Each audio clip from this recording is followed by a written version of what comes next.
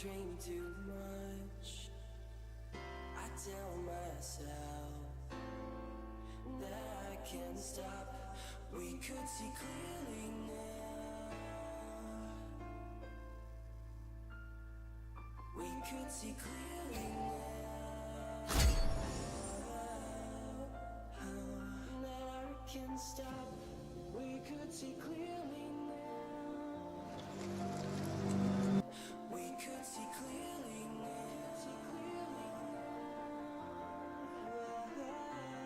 We could see clearly now. Clearly now. Clearly now. We could see clearly now. We could see clearly now.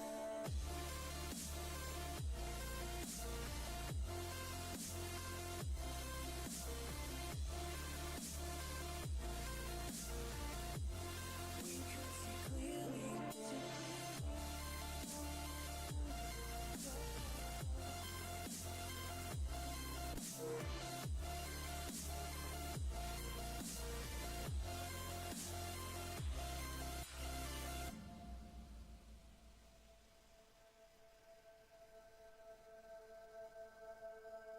I smoke too much. I drink too much. I tell myself that I can't stop. We could see clearly now. We could see clearly now.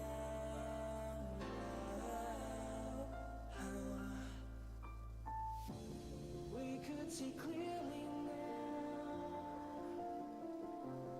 We could see clearly now. We could see clearly now. Clearly now. Clearly now. We could see clearly now. We could see clearly now.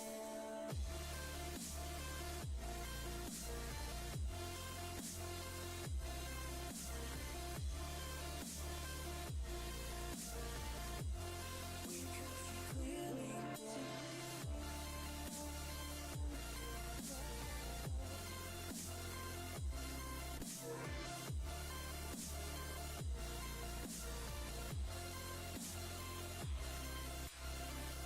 That I can't stop. We could see clearly now.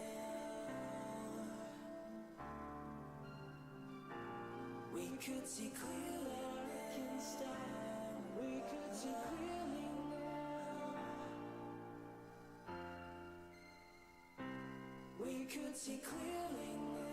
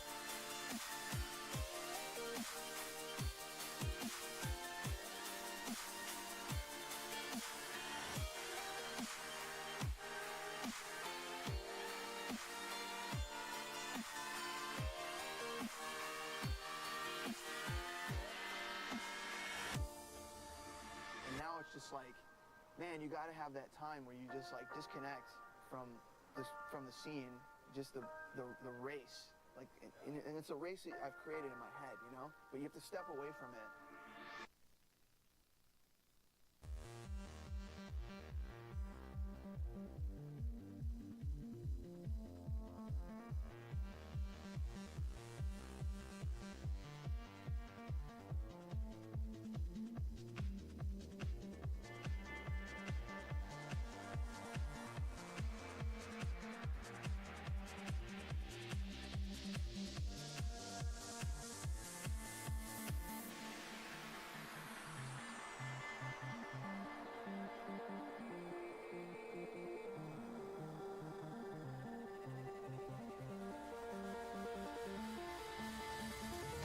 It's never too late to admit when you're wrong.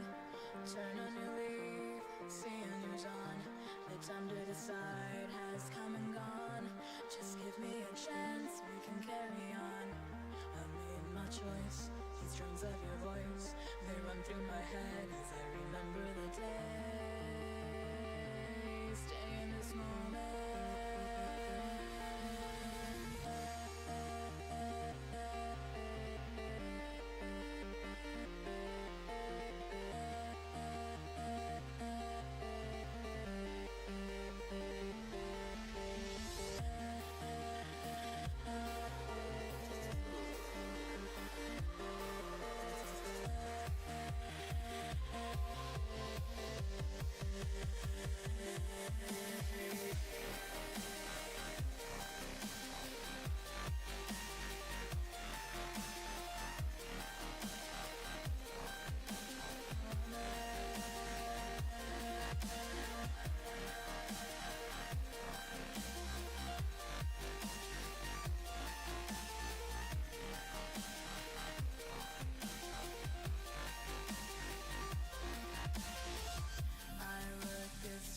Fill the frame.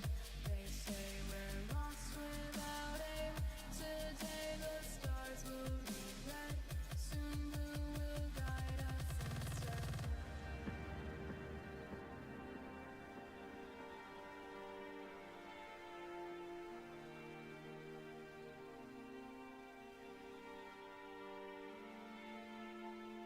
I look at stars fill the frame.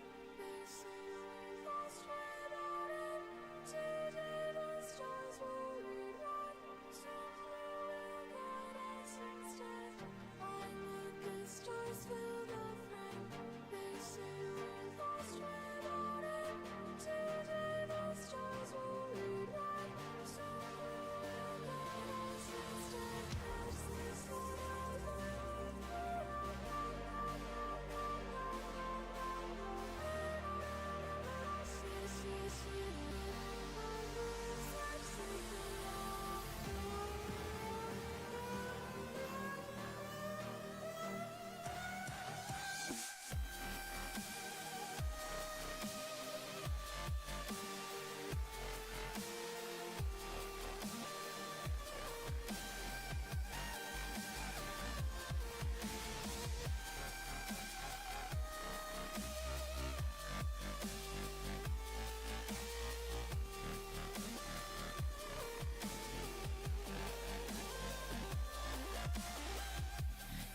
too late to admit when you're on. Turn a new leaf, see a new dawn. The time to decide has come and gone. Just give me a chance, we can carry on. I've made my choice, these drums of your voice, they run through my head as I remember the day. Stay in this moment.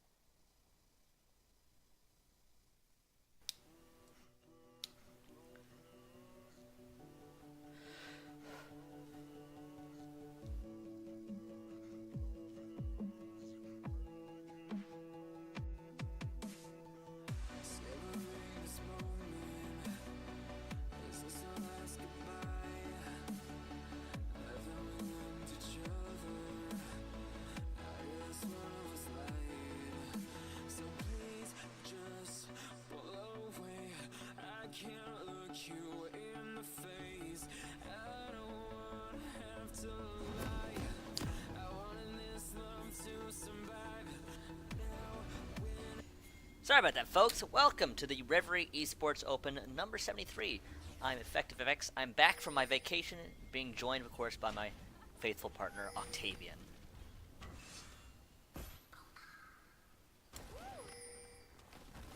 My mic working? Hello? Test? Welcome to Summoner's Rift.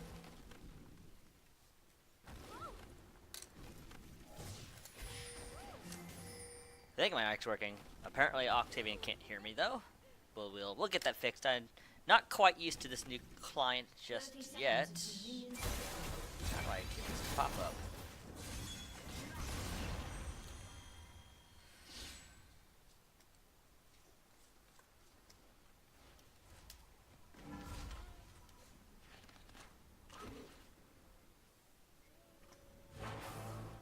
You know, I just realized that we're using Discord and not Skype anymore, so I've been talking and not, push to talk.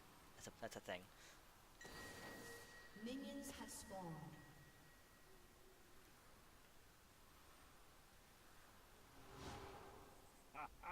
I am ready.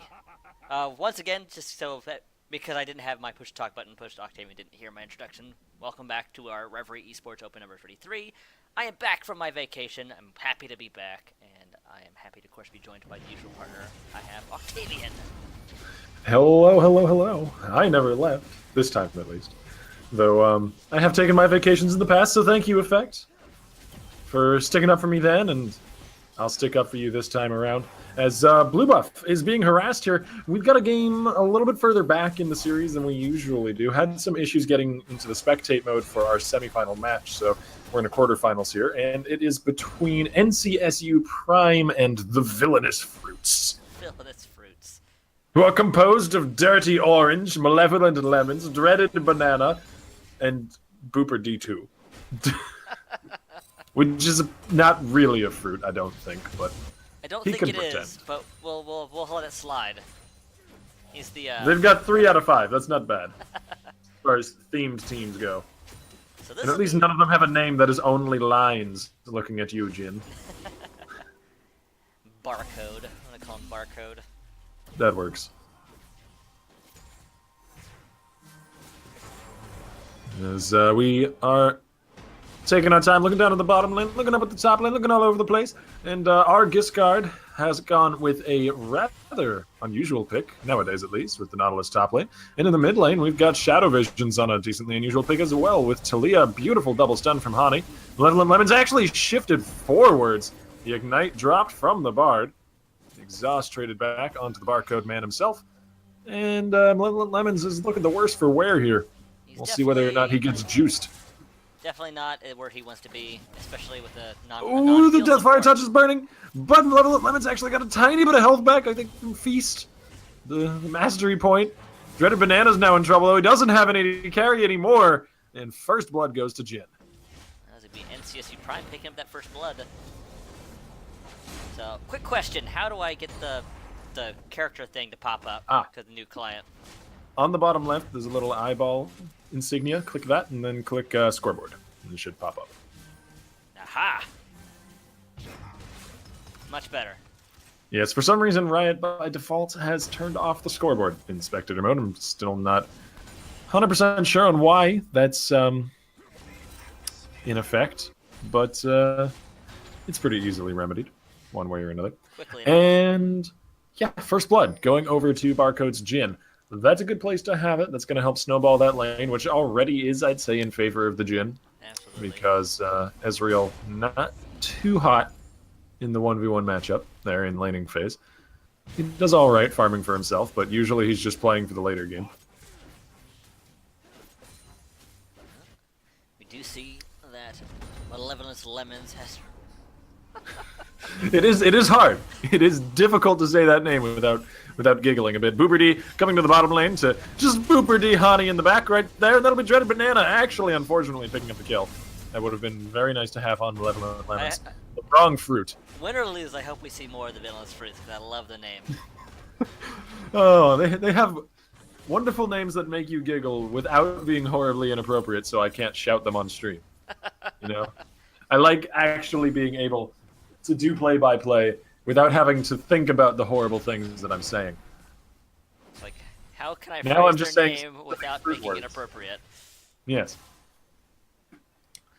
Shadow Visions, though, I would like to get back to this mid lane, which we briefly mentioned earlier on. He's gone with Talia, which is something that you don't see too terribly often, and I don't imagine we'll be seeing anything much of in future. Probably a comfort pick for Shadow. Because, pretty core item, I believe. yeah, they're nerfing Rylai's Crystal Scepter, which is pretty much Talia's bread and butter.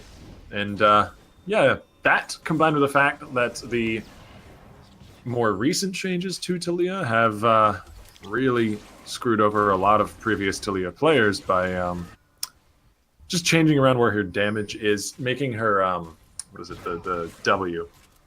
I forget the name of the ability. Spitting Earth? No, that's her Q. The one that throws people around, making that vector cast has thrown off a lot of players. But there's the wall, locking Delphinos in. A beautifully executed gank by NCSU. And, Nowhere for the non-fruit to go. the single odd one on the bunch. Actually, not the single one. Booberdy is also not a fruit. Fucking Penguin's going to be invading, though. Not too much fear. Usually Zac is not the best invasion jungler, but against a Sejuani is not much contest. Particularly when her mid laner is dead. Absolutely. That is a kind of a hard way to contest that kind of thing. So this will actually be my first cast on the preseason patch. So there are some things I am not completely familiar There's so with much yet. to learn.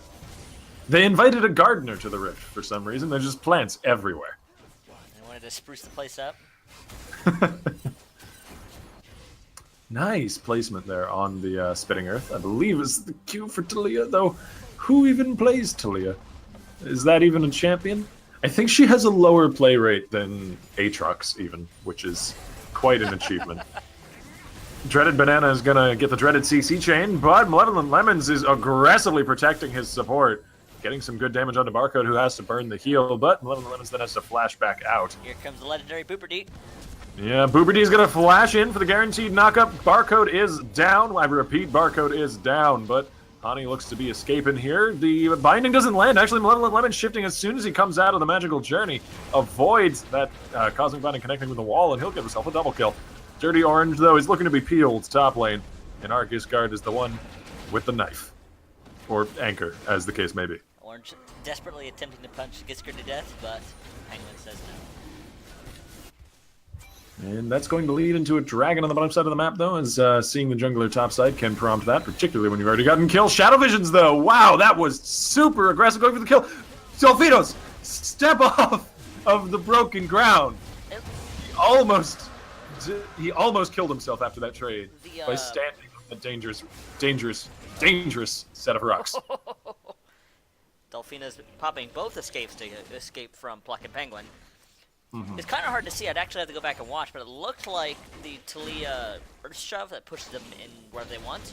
Looks like Seismic Shove. Seismic Shove, that's it. There it is. Just pushed him into the turret so he didn't go through all the mines, which would have killed him. Yeah, and I mean, it was a costly mistake for Shadow Visions as well, as he, going in for the dive like that, he lined himself up beautifully for a light binding from Delphinos, who has a way back into this lane now, which he was previously kind of shut out of. Talia is still pretty powerful at being a lane bully because she has very good wave clear on her Q, and can just shove a lot faster than a lot of champions can keep up with. 3 AoE abilities in effect. Oh, and there's those new wards. What do they call them? Control wards. Control They're pretty much wards. the same as the old wards, but they do one or two things differently. They, in addition to revealing enemy wards, will disable them. But here comes Shadow Visions up towards the top lane. The wall gets flashed over, so that's a summoner for an ult. Not a terrible waste of time, for sure. He's going to get some vision on the way out. Very valuable roam, although we do see Delphinos is slowly whacking away at that turret, though it is a Lux, so not doing the most damage in the world. It's more for Delphinos that he's had a free lane for a few moments and was able to catch back up, because he was pretty significantly behind in farm. But now with that kill from earlier and the free lane for at least about a wave and a half, he's doing just fine. Nice trade by Giscard. He stepped outside the range of the knockup and then anchor tossed his way back in. Well done. Barcode and Honey going aggressively again. There's the curtain call. Dreaded Banana looking to body block, but he lines himself straight up for that Cosmic Binding with Malevolent Lemons. And now Plucking Penguins is flashing in. Malevolent Lemons is burning down, and the turret is no longer there. Turns to gold. It will not defend him any longer. Maybe Plucking Penguin goes... No, he doesn't even go down on the way out. Even if he had passive. Indeed. So, it's kind of still fairly even game. Though NCSU Prime does have the lead by pretty not unsignificant margin of gold at 10 minutes. Mm-hmm. It's mostly a CS difference, though. I'd say NCSU is definitely set up to win this game, but they have to be careful of some of the team fight wombo that could come out with a Sejuani, a Lux, and a Scion on the same team, and then Ezreal just to kind of add damage, I suppose. If they play team fights poorly, they could be CC chained to death. It's definitely not a realistic worry, but I'd say they have the tools to work around that for sure. They can split up team fights with Weaver's Wall. They can use some great maneuverability and burst, it seems, from Shadow Vision as Delphinos goes down again in the mid lane. Delphino's not having the fortune to have a turret between him and the side of Shove. Mm-hmm. Dirty Orange taking a beating there. Yeah, Giscard is a unstoppable tank right now, and Dirty Orange, well, he's not the unbreakable wall that he needs to be able to keep Giscard back. I mean, the deaths will be slow, but they will be very painful if he opts to fight. Kind of an item difference. He went with the Drom's Fist rather than something like a Sunfire. Yeah, that and Nautilus is just super powerful around like level 9 or so because the base amount of shield that he gets from maxing his W is pretty crazy. And in addition to that, it gives damage provided the shield remains up for his auto attacks to apply the debuff. So he's honestly a pretty darn solid laner. And that's why he was in the meta for a long time as one of the like standard top laners. Absolutely, and that introduction of the that new mastery that replaced Strength of the Ages. Courage of the Colossus, flash away from Barcode as Delphinos is getting engaged upon again. They are really bullying this Lux. Plucking Penguin doesn't even need the Talia to help him out here. The Chilling Smite, he's got Stretching Strike, and Delphino's life is forfeit. Elastic Slingshot. Yes? Did I say something? Did I say the wrong ability? You said Stretching Strike, which is cute. God dang it, I get this. He's confused. I mean, Shadow Visions just roam down to the bottom lane now. Malevolent Lemons, flashes away. I was thinking of the Malzahar ability, not the player name. Barcode brings him down, however, and Dirty Orange, having teleported to the bottom side of the map, is only going to find death and then undeath swiftly following it. Sejuani and Karma are being chased, but health bars are running low for NCSU, and Shadow Visions finds his bane once again. This man does not have an affinity for turrets, it seems. He shakes his fist violently at the turret. Dreaded Banana may still go down, though, and Plucking Penguin is the one there to take him off his bunch. And the turret will fall. So many fruit jokes. Dreaded Banana dreading his choice to stay at the turret instead of running away. And that will be first brick. I'm assuming they'll give that to Barcode, yeah. As Giscard is going to get second up topside. And it's definitely NCSU Prime kind of taking away the lead despite some little errors here and there from NCSU Prime. Yeah, I'd say pretty much the only errors we really have seen are Shadow Visions overextending into dives and occasionally Barcode and Hani being too far up. It's just aggression in lane trying to build on the advantages they have. Hani's like, hi. He magically journeys away, though. He's fine. He likes just, give love taps. I can't say that I wouldn't do the same in his position. Bard is... It's so much fun to harass people as Bard. I really want that Bard skin. I may just shell out the, what is it, like $12 or however much to get it. Bard. It's so good. It's a joke and it's a skin. It's everything I could possibly want. And he's got pantaloons. What other champion in this game has pantaloons? Oh no! Delphinos. A really good binding from Delphinos, actually. I was about to commend him on that, but the final spark placed a little too far to the left. Does not land on the captive target. What is Dirty Orange building into now? Malevolent Lemons is such an aggressive player, especially for being behind in the lane. I don't know why he's going for this one. He thought he had the minions Barcode support, takes it. I mean, but Barcode still had unfortunately heal. yeah. So did Malevolent Lemons. He could have used it there too. But Booberdy and Delphina's are now getting turned on. Fucking Penguin doing some crazy damage himself, and Shadow Vision's there to follow up. Booberdy going to be tossed right back over some very dangerous rocks. That should be the name of the ability. Screw the fancy naming scheme that Riot has. Just name it based off what it looks like. Throw anchor. Danger rock. Shoot gun. These are the different ability names which I fielded. Surprisingly, Riot didn't hire me. Gooey explosion. My. All of Bard's abilities would just be called Dude. Every single one. Except for his ult, which is Golden Dude. Dirty Orange now caught out in the front lines, and he's not really built for it yet. Eventually this Scion will become a tanking machine, but not quite yet. As he goes down off on the side of that curtain call. Argus Guard, though, is showing him how a proper tank does it. We'll see if he can get away from this fight, though, at the end of it all. He does not manage to avoid the final spark, but a 4-man golden ball of death is the price paid for the kill onto the Nautilus. Hani doing some golden dutes for everyone. Mega gold doot! From that fancy French horn. Oh, Malevolent Lemon's trying to poke out, but he is definitely taking a risk there. We're just seeing a huge difference in gold out. Lots of item differences here. Yeah, but I mean, those grew out of a laning phase that was played pretty much across the board, just a little bit better by NCSU. And on top of that, their map play has been solid enough to take advantage of those leads as they're rotating towards bottom lane now. Dirty Orange kind of just sacrificing himself on the altar of this turret, and he's not even going to get a kill for it. Oh, he was really close to picking up Shadow Vision there, but he was getting slowed. It's the mark of a team that knows how to play to the very last breath, though. If Dreaded Banana had checked that bush with a Spirit Flare, or a Soul Flare, pardon me, he may have had a kill. He dropped the ward in it first. He was so close. And NCC Prime barely getting away with no deaths. Yeah, they used every resource. They pushed as hard and as far as they could on that sort of cycle, you know, that, and now they go back, they base, they purchase some more items, and they come back stronger and even harder to contest than last time. The bread and butter is completed for Shadow Visions. He's got Morello and Rylai's kind of the core for a Talia build.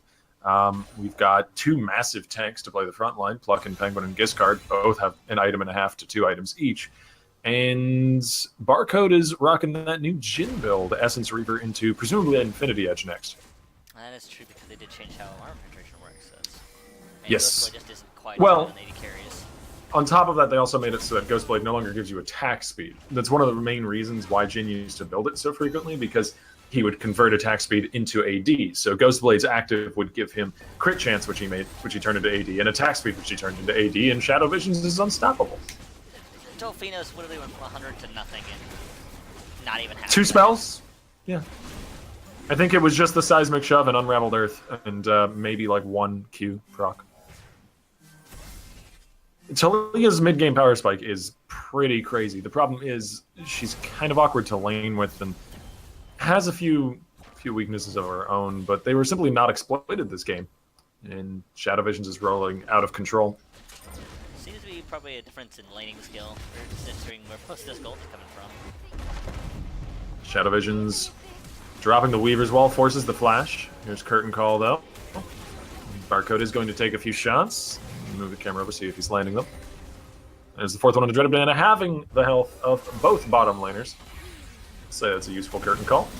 As Shadow Visions is dominating, but it's 2 kills down. A nice light binding from Dolphinos. He's definitely had his share of those this game.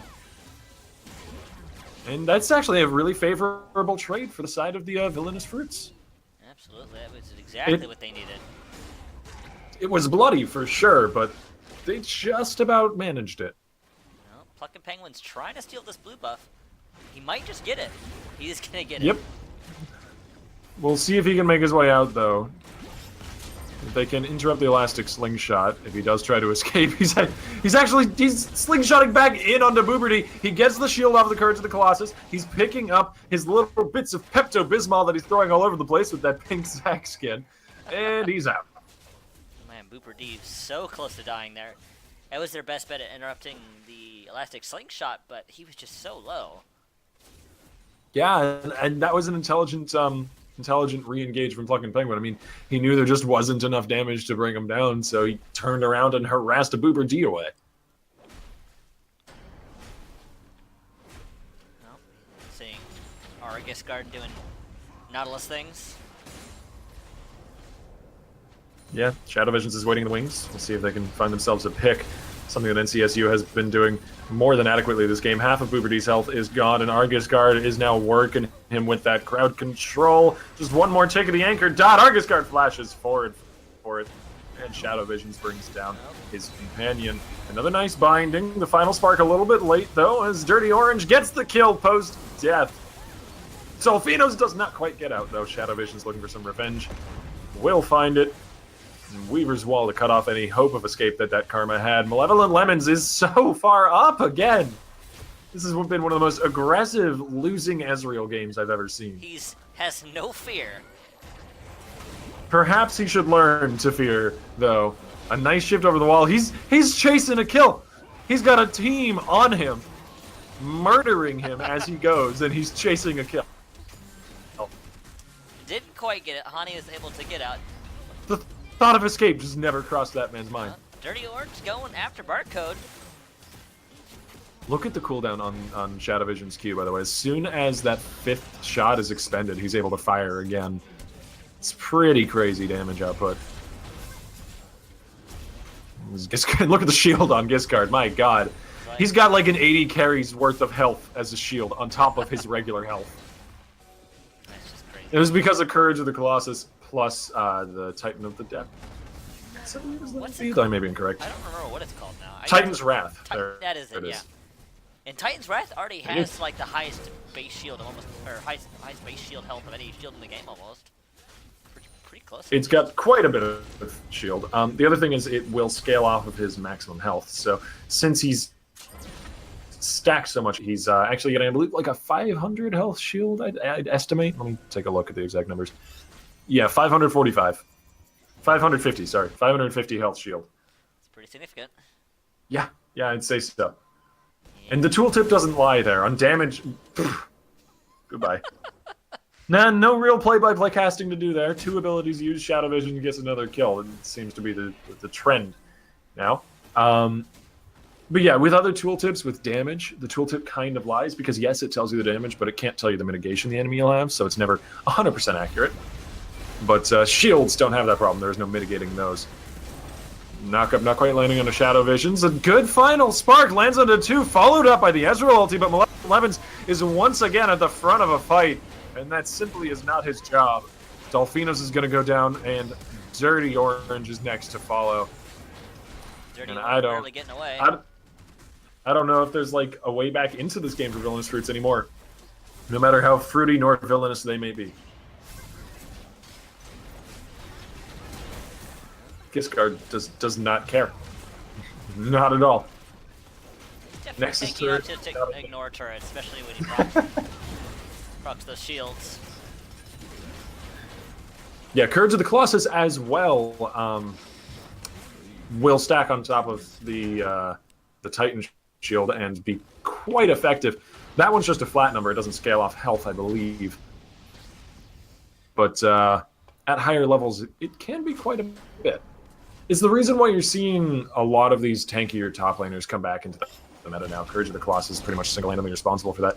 Dirty Orange is trying to take advantage of it as well. Scion can actually do quite a bit of work because he can charge in with his ulti, land on someone, and that will proc Courage of the Colossus, and then activate his own shield and stack shields in the same way that the Nautilus can. But he just didn't have a good enough lane to come out of it strong, especially building the sort of odd piecemeal build that he's going with. Yeah, I think the building the drums was a mistake. I think you should have just gone for Sunfire just like Giscard did. Hmm. Because then he went from the Drum's Fist into the Raptor's Cloak. And I was like, okay. Not gonna help Yeah. his laning out.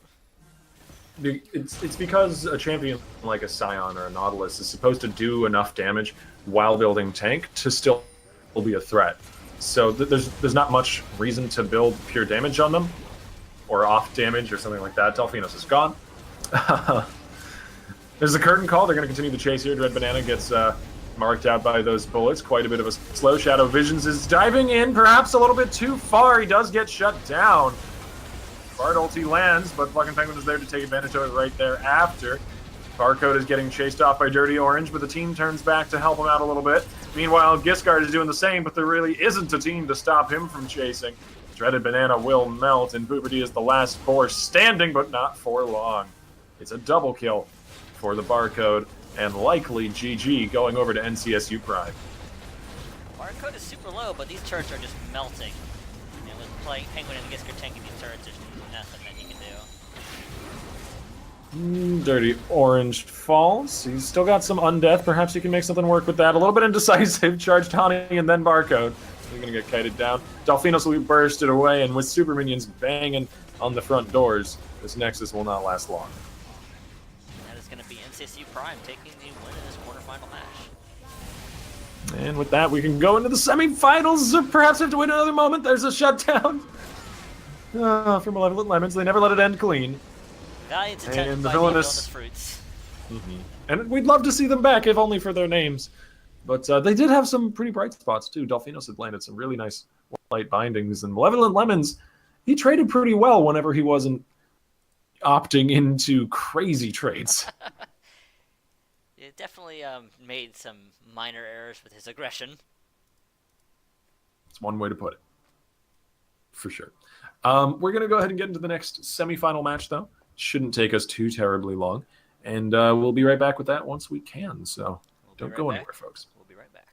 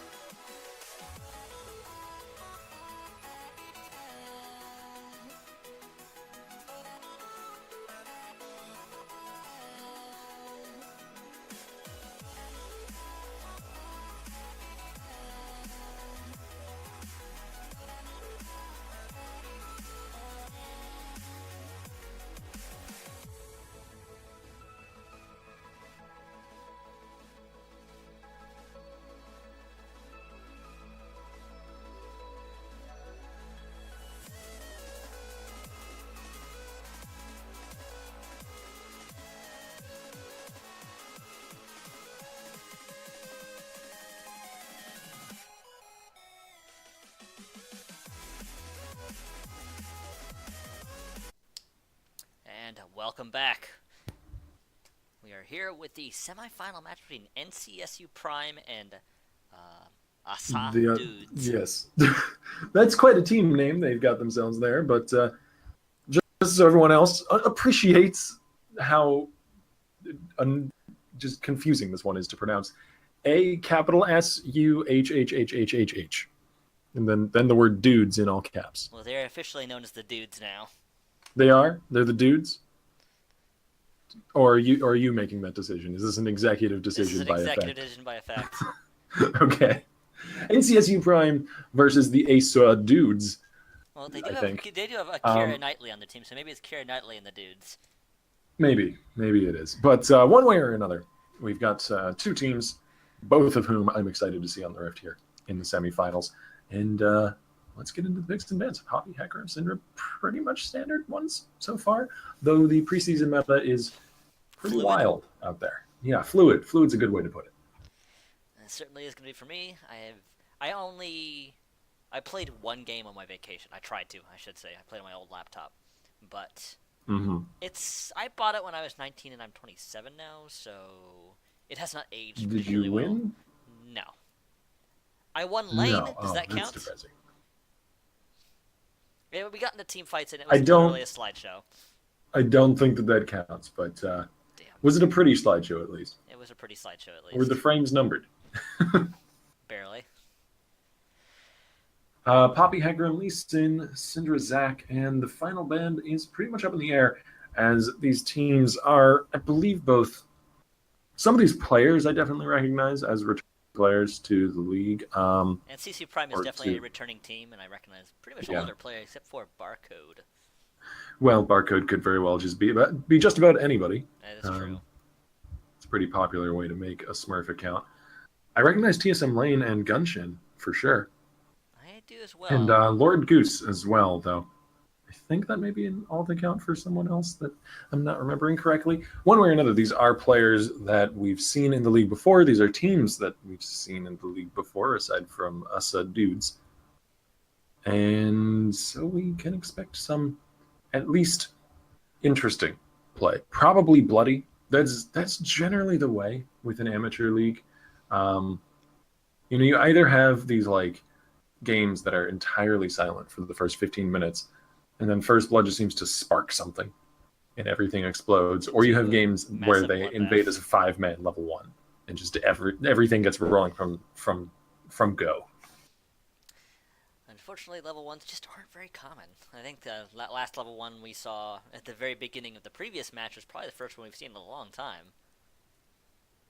Of course, once we reach the semifinal and semifinal and final match area, it's kind of, you just don't see it very much because people don't want to risk losing. I would actually love to see an Ivern. Yeah, there it is. Okay. Yeah, Ivern, when he first came out, was widely regarded as not being too terribly good, and I believe once or twice I may have jumped on that bandwagon, but he's actually starting to surge upwards into some level of competitive play at this point. Whatever competitive play can be really called competitive play during the off season.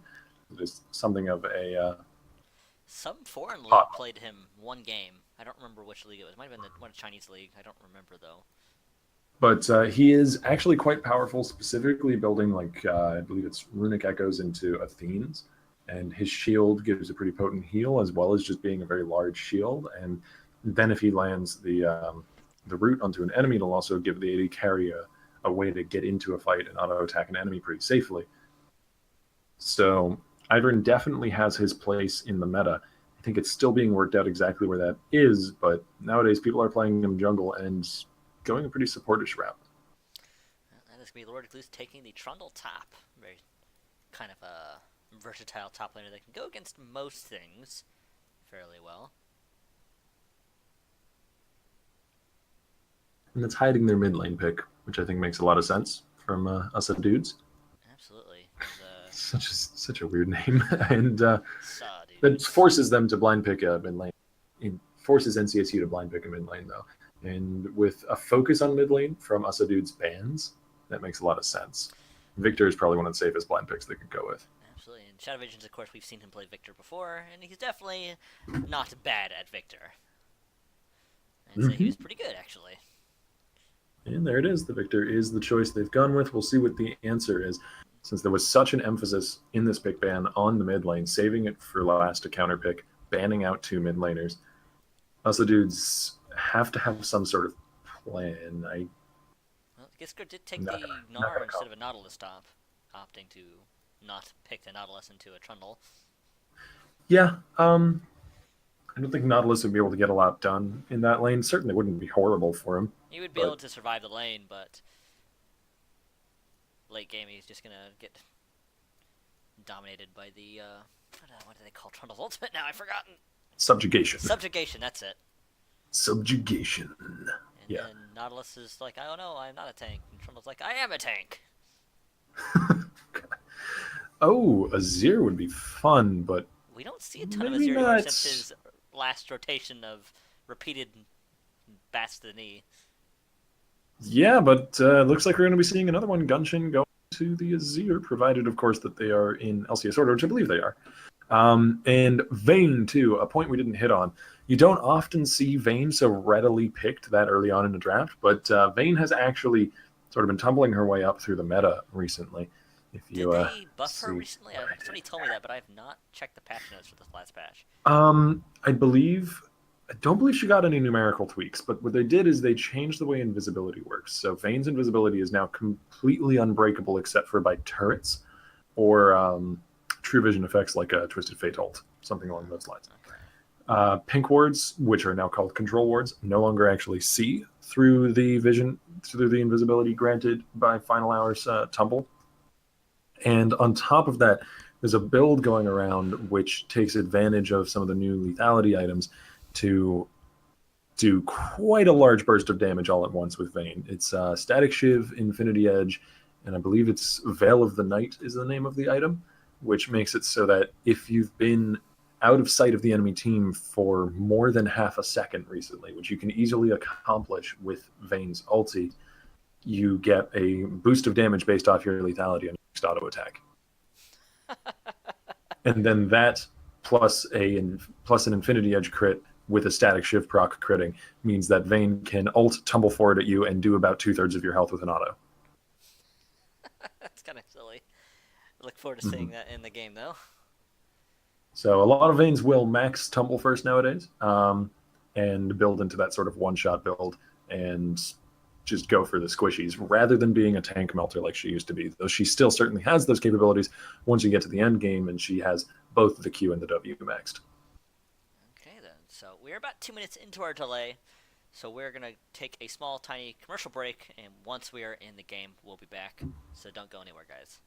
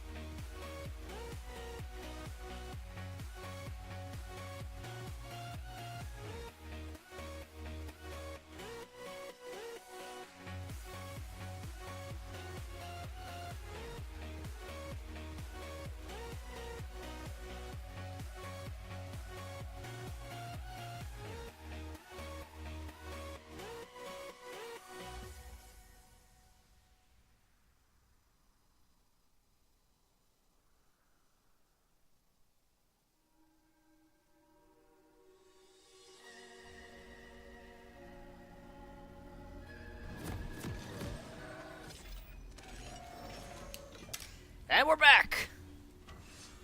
So just joining us, this is the semi-finals of the Reverie Esports Open number 73. And I need to change the scoreboard again. Yeah, I wish there was an option to just have the scoreboard be available from the very start. Triple rejuvenation bead start for Frost Breath, though. That's interesting. That's going to be a very, very regenerative Trundle, but he won't have a lot of health in, like, 1v1 duels. So basically, if the fight goes on for a long time, Trundle will come out on top, which is generally the rule with Trundle to begin with, so he's kind of leaning into what his champion is already pretty strong at. Probably would have gone just with Dorn Shield myself, but that's just me. He's in the matchup against Giscard. Yeah, Dorn Shield could have been pretty powerful there. I'm interested to see where he utilizes him. Because he could go... I'm thinking of all the items that build out of the... What is it? The Brace. The Crystalline...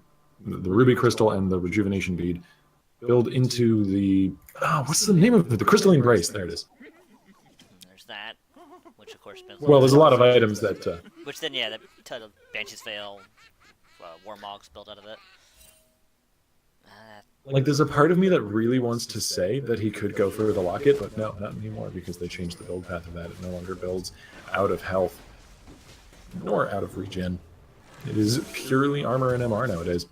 Plucking Penguin getting his start. And this is one of the other reasons why you'll sometimes see Ivern nowadays, is because of his ability to insta-clear camps with Smite. It is actually really powerful and allows Ivern to make some aggressive plays in the jungle sometimes. I'm definitely looking forward to see him, because I don't think I've actually seen him in a game yet, other than some fake videos here and there. So this is my first time seeing him. You're in for a treat. He's fun. He is, definitely a fun champion, but he takes a little bit of getting used to play correctly. The first few games that you play of him are not going to go too particularly well, I'd imagine. But I've heard lots of different things about Ivern from various higher-level players. There are people who seem to think that he's just never really going to find his way, and there are people who seem to think that he's going to go the way of Bard and become a staple of the meta next season, but really only time will tell for us. It is still early in the preseason, so Riot could still potentially make changes. Definitely. We can see that Riot is quite fond of shaking up the meta every season. But let's talk about some of these other lanes real quick.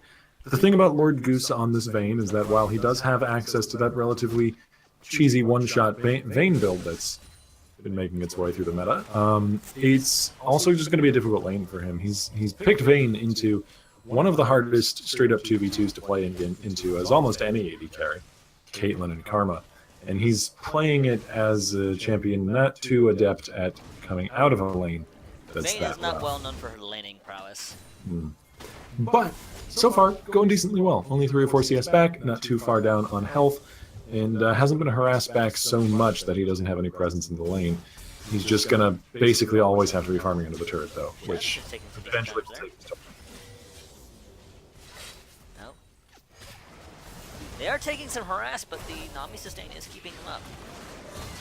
Meanwhile, there's both junglers showing up mid lane. Plucking Penguin going to turn back around to Kira Knightley, who's getting bursted down, and there's the blood to the Ivern. Still with those ranged enhanced auto attacks, having stepped out of a bush. Gunshin has to flash away from a binding as well. And some nice early Ivern play. Gets first blood and a summoner off the mid laner. Well, Frost Breath apparently doing alright. With his triple regeneration health bead. I almost said something other than health bead, which would be highly inappropriate on stream. Let's avoid that, if we could. Try and keep things... I think PG is what we're aiming for, though. Occasionally we dip into the realm of 13. And Ivern, hanging around on the bottom side, is going to strike a bit of fear into their heart with a placed bush. Full of candies and treats. Oh, it actually does have little sparkles in it when he has that skin. That's great. Oh, Lord Goose took 2 headshots in a row. One from the trap and the other just as, of course, a passive headshot that built up. Ivern opting to build the CDR boots and a Dark Seal for his first back. Ooh, the Dark Seal is interesting. CDR boots you will quite often see nowadays. It's kind of the boots you just default to, and you don't really have another option you'd want particularly on that champ. Sorc shoes could definitely have been an interesting option, but I think both are just fine. Dark Seal, however, though, that's exciting. Because I want to see more Ivern ganks. I want to see more Ivern gameplay, and that definitely speaks to that. Seeing Frostbreath is not quite low, but he is going to get some health here from these minions. You can just visibly see his health go up, though, as the minions go down and as he regens off of the triple rejuvenation bead start. I want to actually take a look at this guy's regen stat here, if I can see that. I don't know if I can even see that on the new spectator. The character hit Alliance. C? Oh, yeah, I have to hit C for the extended HP regen per 5, 22. That's pretty quick. Yeah, let's compare that to the other top laner here, Giscard.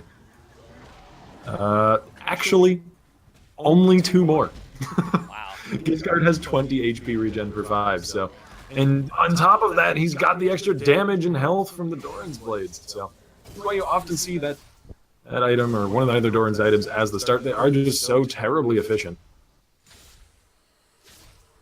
And he's gonna get himself a kill in the lane. Managed to pop the Mega Gnar and get a nice... not even a dive. He was able to push him out of the turret range. And we're seeing Gunshin's doing alright in the mid lane too. He's opting for a Roa build. Oh, nice. Forward play from lane there. He catches Hani out. Lord Goose gets some great damage down, but Barcode showed up just in time to prevent what would have been otherwise pretty much guaranteed a kill. And so Lord Goose actually has to back away now. Lane's getting some good bubbles. It's true, but there's not much they can do with them anymore. There's too much of a discrepancy in terms of power between these two AD carries right now. There's a level advantage for Barcode, and on top of that, he got a BF sword as opposed to a pickaxe. I could definitely see how that would make a difference. And Caitlyn just has a much more powerful early game than Vayne. I mean, that's kind of one of the basic truisms of League of Legends that has been true since the inception of both of these champions. They're polar opposites as far as the early game is concerned. Well, here comes Plunket Penguin on the Ivern to say hi. Yeah, securing this first brick is going to be pretty big, but a 2-man Aqua Prison! Beautifully done by Hani. Pardon me, by Lane. Gets the kill onto Hani. Penguin And is almost onto certainly going to Barcode. die here. Penguin's almost guaranteed to go down as well, yeah. Lord Goose gets the kill as Root Collar holds him in place, but he's alright with that. And that rescues a losing lane. The hyper aggression from Hani and Barcode severely backfiring with the double bubble. Yeah, that was really, really well placed by Lane. Basically just nullifying any attempt at a dive and, in fact, turning it around for 3 kills for his team. They did end up losing the turret, and that's pretty big. First brick is a lot of gold, but those 3 kills are exactly where they needed to be. 2 of them onto the Vayne. Yeah, that's really huge, too. They've got a team with 2 hyper carries, Azir and Vayne.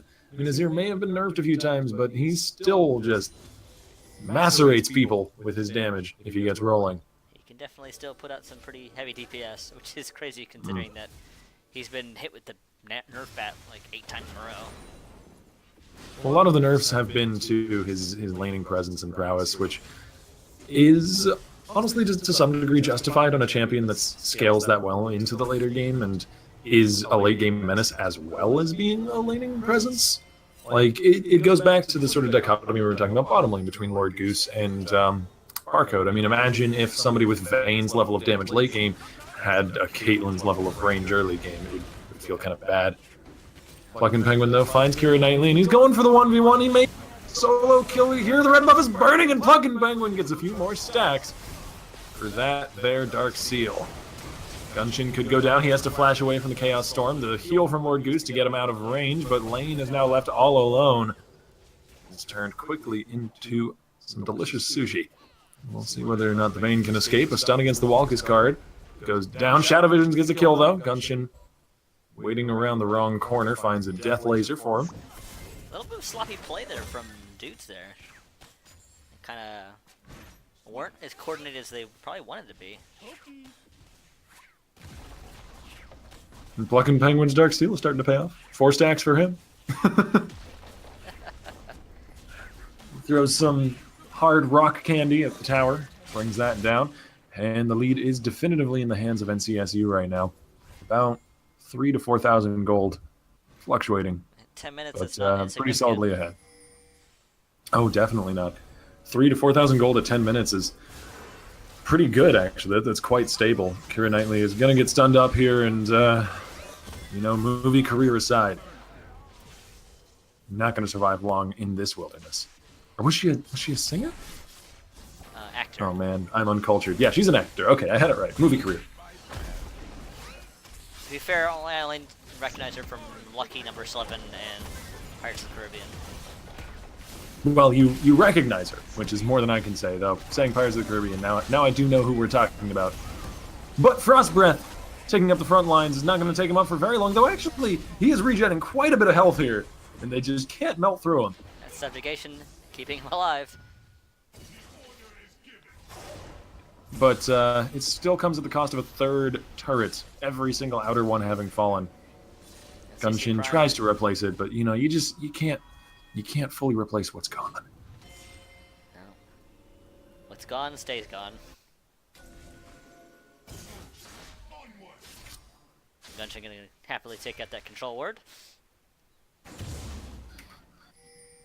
I need to learn to call them the correct things. I keep calling them pink wards. It's not what they are anymore. They're not even pink.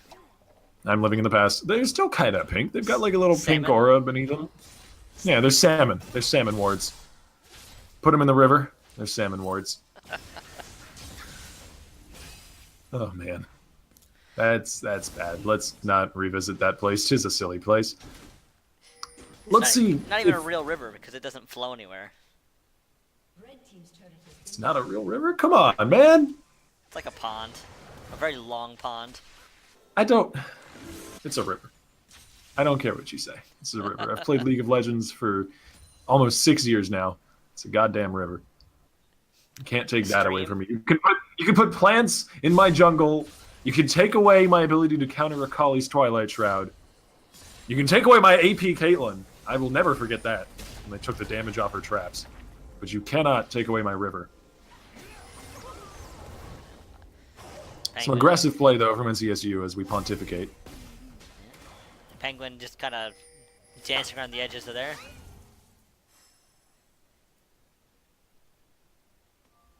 Shadow Vision is looking for a pick. He's got quite a bit of damage right now. He's, I think, finished out his Hextech core, if I'm not mistaken. There's another thing about Ivern, by the way. He shares buffs. As you can see, both Hani and Pluck and Penguin got that blue. It's pretty A very valuable. powerful effect. Theoretically, Ivern can have a 8-buff jungle. Can't have an 8-buff start. The first clear of the buffs does not share. And I believe that maybe even the second clear, I think it's time-based, actually, and not clear-based, but eventually buffs do get shared. I would say that'd be pretty Secondary crazy turret. to share the red buff with your AD carry at level 1.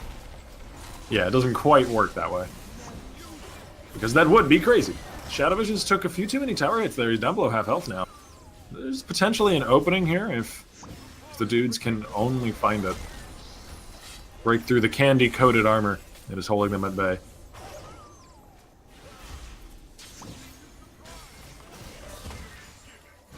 Keira Knightley just kind of sitting at the sides there looking for an opportunity, but there really isn't one. They can afford to keep this push going as well. They've got quite a bit of range advantage here with Poke. Not only with, of course, the Caitlyn, but also both Hani and Pluck and Penguin do some good damage at range. Root Collar and Soul Flare are both good long-range abilities. And Caitlyn will eventually take the turret down, but as a two-man Nami knock-up, Pluck and Penguin will... There's the Emperor's Divide, tosses Shadow Vision's back, and Gunshin gets himself a kill. There's a flash over the wall from Barcode as he's trying desperately to escape. Actually, it was from Hani, but I was predicting the future a little bit, as Barcode just flashed as well. And Hani makes use of the new plants to get himself away. The blasting cone. Yes. Yes, indeed. I wonder what they taste like. Probably shouldn't put that in your mouth, actually. That would probably Now I come to think of it. Probably be not the healthiest thing in the world. That'd be a second dragon going over I don't know. to the dudes. I'm no dentist, but don't put explosives in your mouth. I don't think I need a degree in dentistry to tell you that. Yeah, that would definitely be pretty unhealthy, I would say, and I'm no dentist either. You're not? God dang it. I thought that's why you were casting with me. All your dentistry expertise. That's why you cast League of Legends. Unfortunately, I never went to dentist school. Is this a sore spot? Did we strike a nerve? Yes. I'm very sad that I never had the opportunity to go to dentist school. Oh man, I'm sorry. I didn't mean to touch that nerve right there. In fact, let's veer back to the League of Legends, as the buff will be shared with Barcode, presumably. So, A red buff for Pluck and Penguin. Still a 3k lead, so it hasn't grown any further, which is a good sign. Yeah, and that's a good point to hit. Yeah, the dudes have done a decent job of holding their own, but they've got to do a little more than that if they want to win. Because they're still just kind of bleeding out. First items are being mostly finished across the board here, except for a couple people. And Keira Knightley opting for the Righteous Glory, I imagine. Which is not an item I've seen in a long time. Yeah, that's pretty much the only path he could be going. You don't see a lot of those these days. They changed Righteous Glory so that it's only a speed buff for the person who activates it, and no longer a speed buff for the whole team. So it's not nearly as good for just a forced engage, which is basically what it's used for. Tidal Wave coming through the fight, only going to be knocking up the Cupcake Karma. Frost Breath, though, is still weaving his way around in the front line there, buying some time for his team. A flash in from Giscard as he goes Mega Gnar, and he finds 2 stuns against the wall. Barcode is there to clean it up, and he gets himself a double kill. Gunshin will land a bit of damage across the wall, but he's playing with fire right here. Shadow Visions will happily show him. Gunshin did dodge the laser, but still took a lot of damage. Secondary turret now going to basically be forfeit, as Daisy is able to tank that up all the way until it dies. That is going to be another turret falling. Plucking Penguins on this Ivern has so many great voice lines for clearing the jungle. And he looks like, I don't know, they really need to make a like German Lederhosen version of Ivern, because he just looks like he's doing that German Oktoberfest dance whenever he just walks. Like, that's just how he walks. He dances like he's at Oktoberfest. That is true. They already have some Oktoberfest skins, or skin at the very least, for Gragas. Indeed, So it wouldn't be outside of their wheelhouse. They indeed do have that.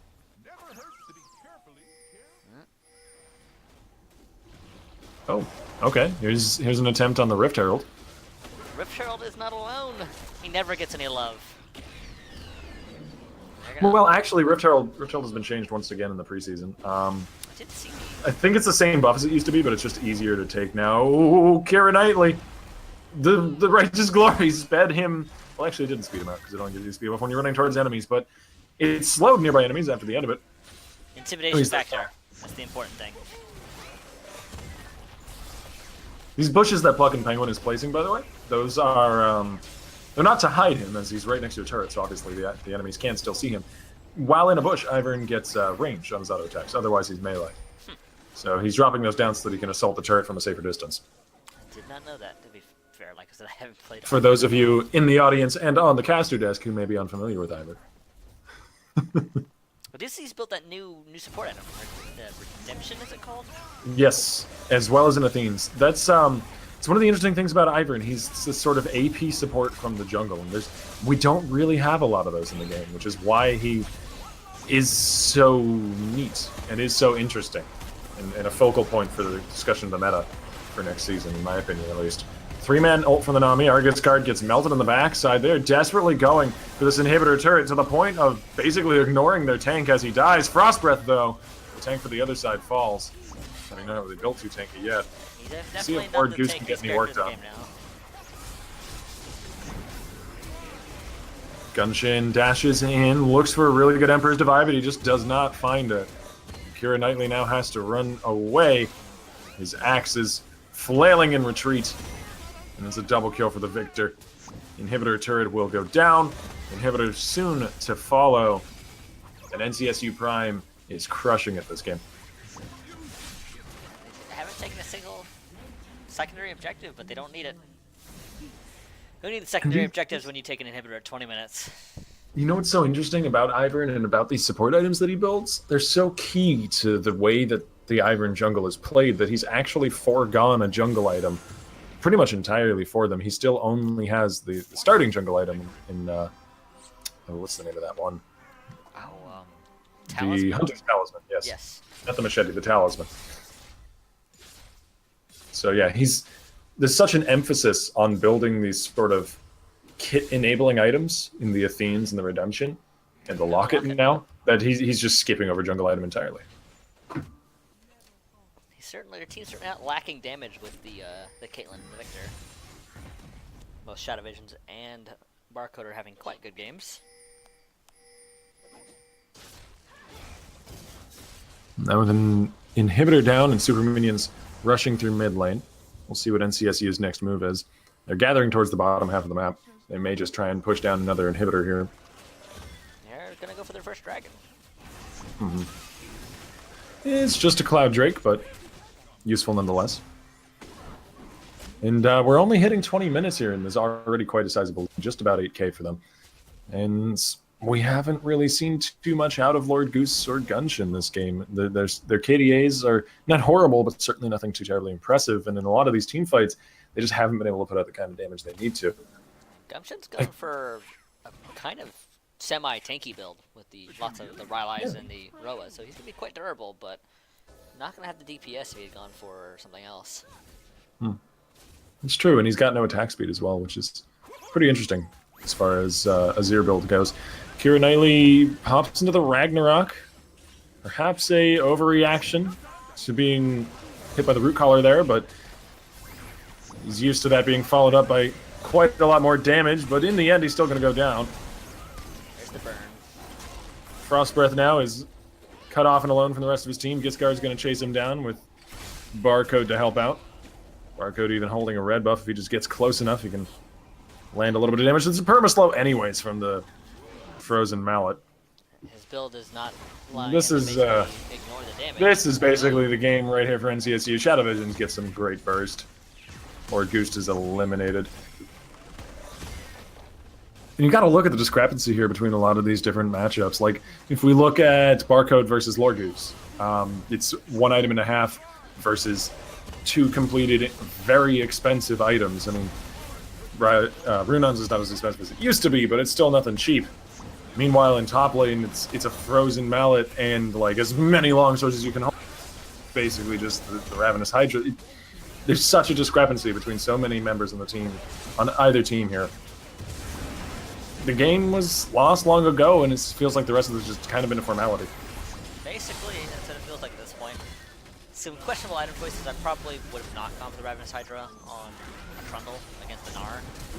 As we've noticed, he's been very squishy this entire game. It's not a bad item on him. It's just in this particular game, they needed some more frontline. There was a quadra kill at the end there, by the way, from Barcode. But yeah, that game in particular, I think going tanky might have been the better choice. But really, it's hard to foresee that. And by the time you finish off your first item, it's almost impossible to turn around and just adjust your build that quickly. They needed to hold out the game longer, and they did not have the tools to do so. Their only wave clear really was Azir. That is true. Hindsight is 2020, unfortunately. Mm-hmm. And so that is going to be the finals versus NCSU Prime facing off against Supernova Gemini. And both teams that we've had on our rosters before, and both teams that have, I believe, actually claimed victories before at our opens. So this will be an interesting one for sure. Absolutely. So on that note, while we get into the lobby, we're going to take a small, tiny commercial break, and we'll be right back. So don't go anywhere, guys.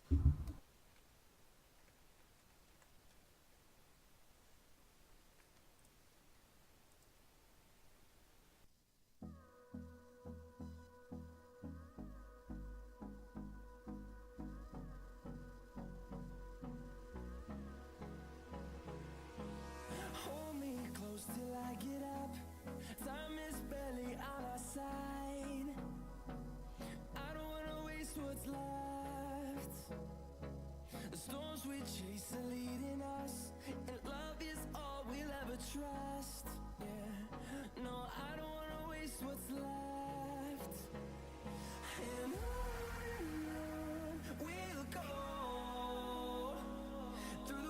wastelands, through the highways, till my shadow turns to sun rays.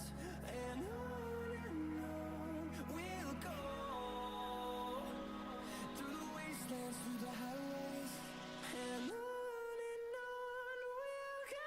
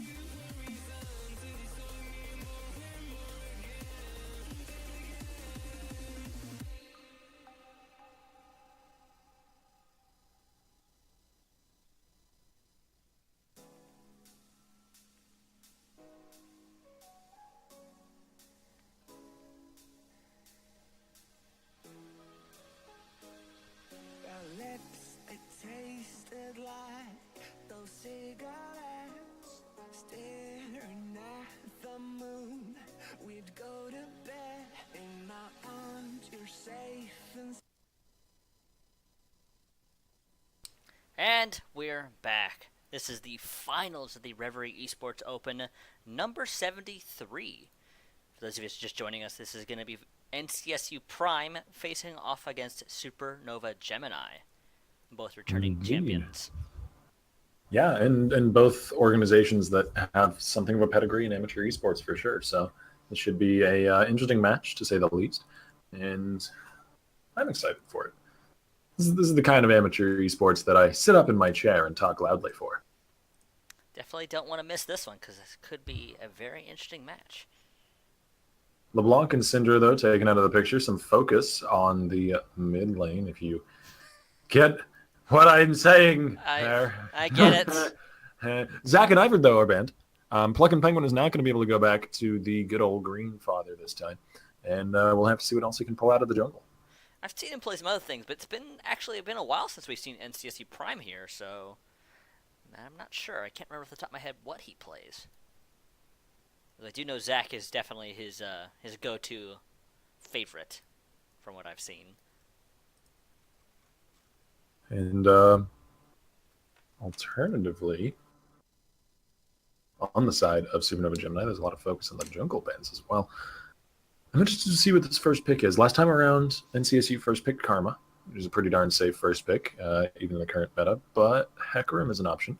With Karma off the table, grabbing Hecarim seems a little bit less juicy. I don't know, less impactful this early on, but still just a fine pick. And it's going to secure that jungle for Pluck and Penguin. Maybe they'll surprise us and take it top lane. I doubt it, but we'll see. Though Maybe. Something worth noting is that they Been a little really, while. really don't want Focus to have a comfortable mid lane here. Because I'm assuming that's a Jace mid. It could have been. I mean, Jace has seen more play in top lane. That is true. He does occupy both. Bard and Caitlyn, though, that's quite a long-ranged, safe lane. So good two picks if you're going to pick your bottom lane this early on in the draft to go with. And I think I'd like to see two bottom lane picks in response, just to try and hide that mid lane as long as possible. Though admittedly, they are going to have to pick it before Supernova are going to, and with the amount of emphasis on mid lane through this draft, I'm assuming Supernova will hide their mid until the very end. But it's better to pick it as late as you can so that really they have very few options to try and counter it, and they can only counter it in lane rather than compositionally speaking or something. That is true, especially considering the amount of focus with bans that were placed onto the mid lane. So it'll be interesting to see what they pick for the Supernova mid lane. Unless they're looking to pick out a specific champion to take it away from focus, but if they're looking to do that, they would have done that early. Yeah, they probably would have Not done in it the second with round. done it for the first pick, I imagine. Or at the very least in this second round of picks. But having gone with the bottom lane, it doesn't look like the case. Rise will be grabbed. All right, that's showing the mid lane a little early, and Skarner for Yami Yugi. The last time we saw a Skarner, it didn't go so well because he kind of picked into a comp where he couldn't really engage, but this is not quite the same. Top lane is still open, and there are so many champions that can counter out Skarner that love the top lane. Somebody like Poppy would be a great example. Like, Keeper's Verdict is just the ultimate anti-Skarner ability. And so that they've already picked this into an Ezreal as well, and a Nami. This does feel a little bit worrying, but there is some value in having that sort of point-and-click CC on your team. Even if it's kind of awkward to maneuver and it's attached to a champion that maybe doesn't have a lot of other brilliant tools like Skarner, just having that ult can sometimes be rather strong. Rammus would be interesting, but I doubt it. Interesting. Well, looks like Shadow Visions is going to go for the Victor, so that's not unsurprising. And we're going to get a Maokai top lane, probably. Yeah. Most likely. Yeah, Hecarim jungle, Maokai top. Makes a lot of sense. Maokai can do a decent job of peeling away the Skarner. He's got point-and-click CC to stop him from getting to the back line. Alternatively, he could dive in himself, but that doesn't really seem to be the playstyle they'd go for. With a Ezreal and Victor as their damage sources, you'd want to peel back, do some zone control, and kite. And they've got a team well-suited to do that. And so we're looking for a top lane for Supernova Gemini to finish this out. So what would they pick into a Maokai. And Trundle's an option, of course. They're going to go with the Nautilus. Yeah. So, not unsurprising, Nautilus, of course, with the introduction of Shadow of the Colossus, is going to be very, very popular. Courage of the Colossus. Courage of the Colossus. Shadow of the Colossus is a very, very good different. PlayStation. Yes, it is a very good But- PlayStation game. But close. And I mean, when you're fighting against Nautilus, you're playing He's in the basic- Shadow of the Colossus, I suppose. basically- Hey? That's what you Absolutely. meant, right? Yes. Okay, good. Yes. Good. Because he is so badass looking in that cinematic. The hard engage is pretty real from Supernova Gemini. I've got to say at least that much for them. They've got depth charge, anchor toss, what is it? Stinger, Crystalline Stinger, I think is the name. I think that's correct. I want to say that's correct. Of the suppression of Skarner's kit, Tempered Fate, all of these different tools. Even Realm Warp can be used in some ways to engage. So they've got the tools to run at the enemy team. The only problem is I think the enemy team, in this case NCSU, has enough tools to actually kite out all of that. Because And some if of they it is want to, they pretty can engage easy to themselves. kite. I think we're going to have to see some really creative use of Tempered Fate and Realm Warp to engage these fights. Because otherwise, Nautilus and Skarner are just going to be too slow and lumbering to make anything really work, in my opinion. Kind of have to agree with that. We'll have to see how well they can get some picks as well. I mean, they do have some long-range CC to land stuff. And Yeah, of course- Tempered Fate and Realm Warp, I think, they're initiation tools. They're keys that will open this lock, and they're not amazingly effective. I would have liked to actually really see an Ashe AD carry in this rather than a Caitlyn. Caitlyn will be really strong for the lane, but Ashe is certainly no slouch in lane herself, and having Crystalline Arrow to enable the Nautilus and Skarner follow-up would have been really good. I'm definitely looking forward to see how this game goes and to see what changes up for this next game. I'm still worried about, like I said, I'm still kind of worried about the Skarner pick, but Worries aside, we've got 2 minutes left in the spectator delay to get through, and I think we've just about picked apart these compositions. pretty close. So on that note, we are going to take a small, tiny commercial break, and then once we're in game, we'll be right back. So don't go anywhere, guys.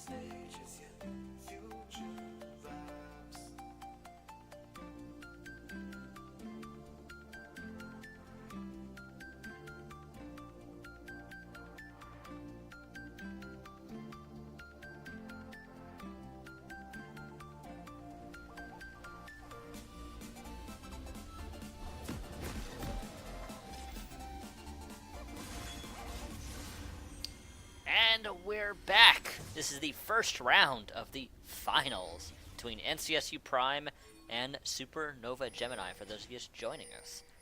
Yes, and indeed it is the first round because finals are a best of 3 here at the Reverie Open. And on number 73, and for all of those of you perhaps unfamiliar, please do tune in tomorrow. Click that follow button if you want to know when to tune in tomorrow for our Reverie not open, or closed.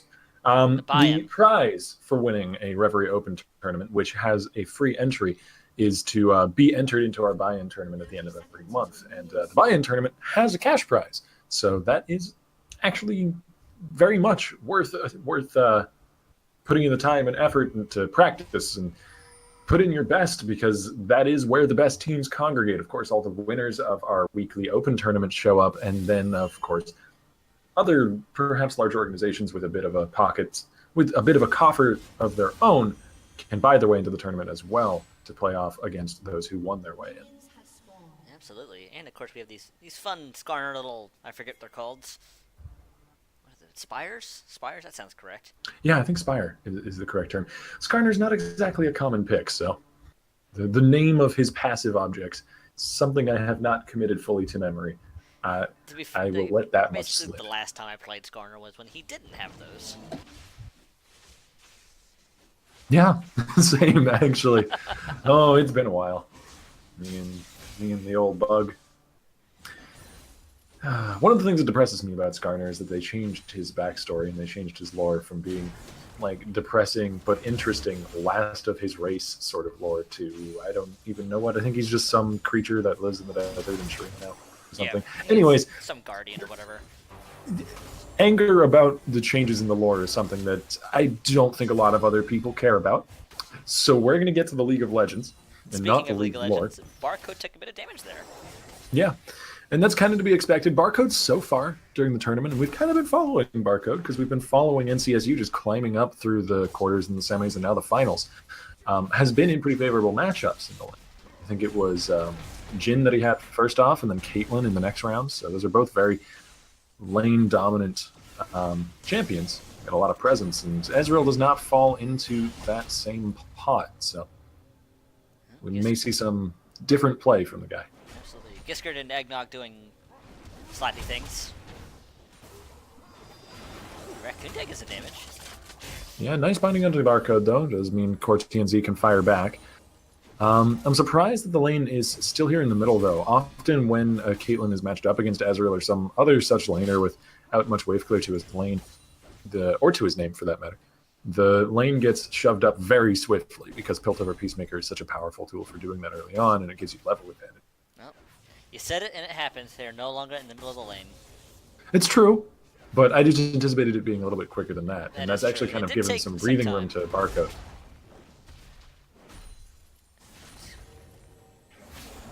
Jungler's kind of hanging around each other, but Penguin's pretty low, so he's going to opt to just gallop away.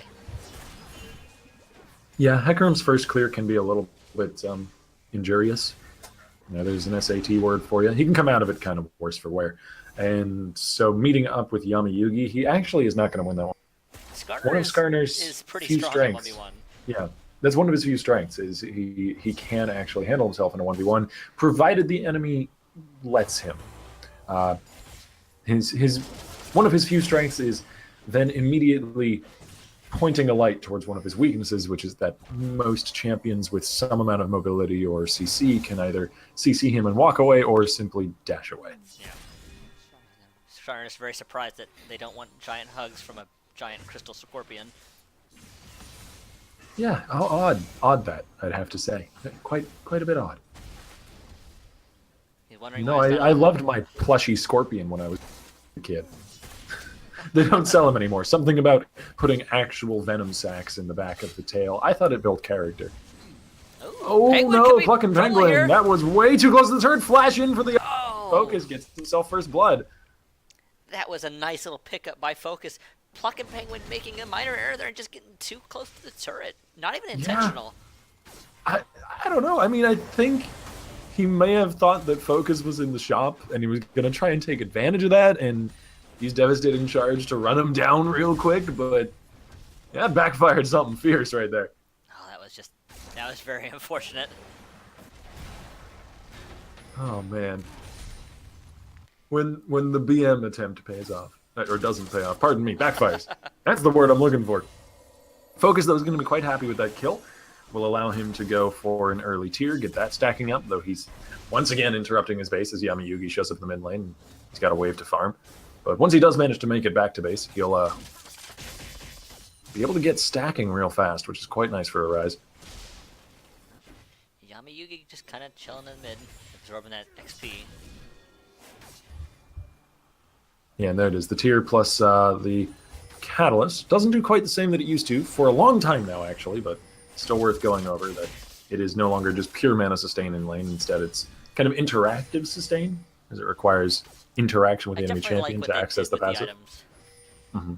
They're definitely making steady improvements to how the items work. They being right, of course. And another way of getting pushed into the turret. Oh, Barcode is doing just fine. One small point that I want to hit, we haven't really talked about top lane, but Giscard, he actually looks for a little bit more pressure in this lane by teleporting back in to keep the lane shoved up. He's trying to get a CS lead that way, and Ednog actually just walked all the way back to lane after the first base.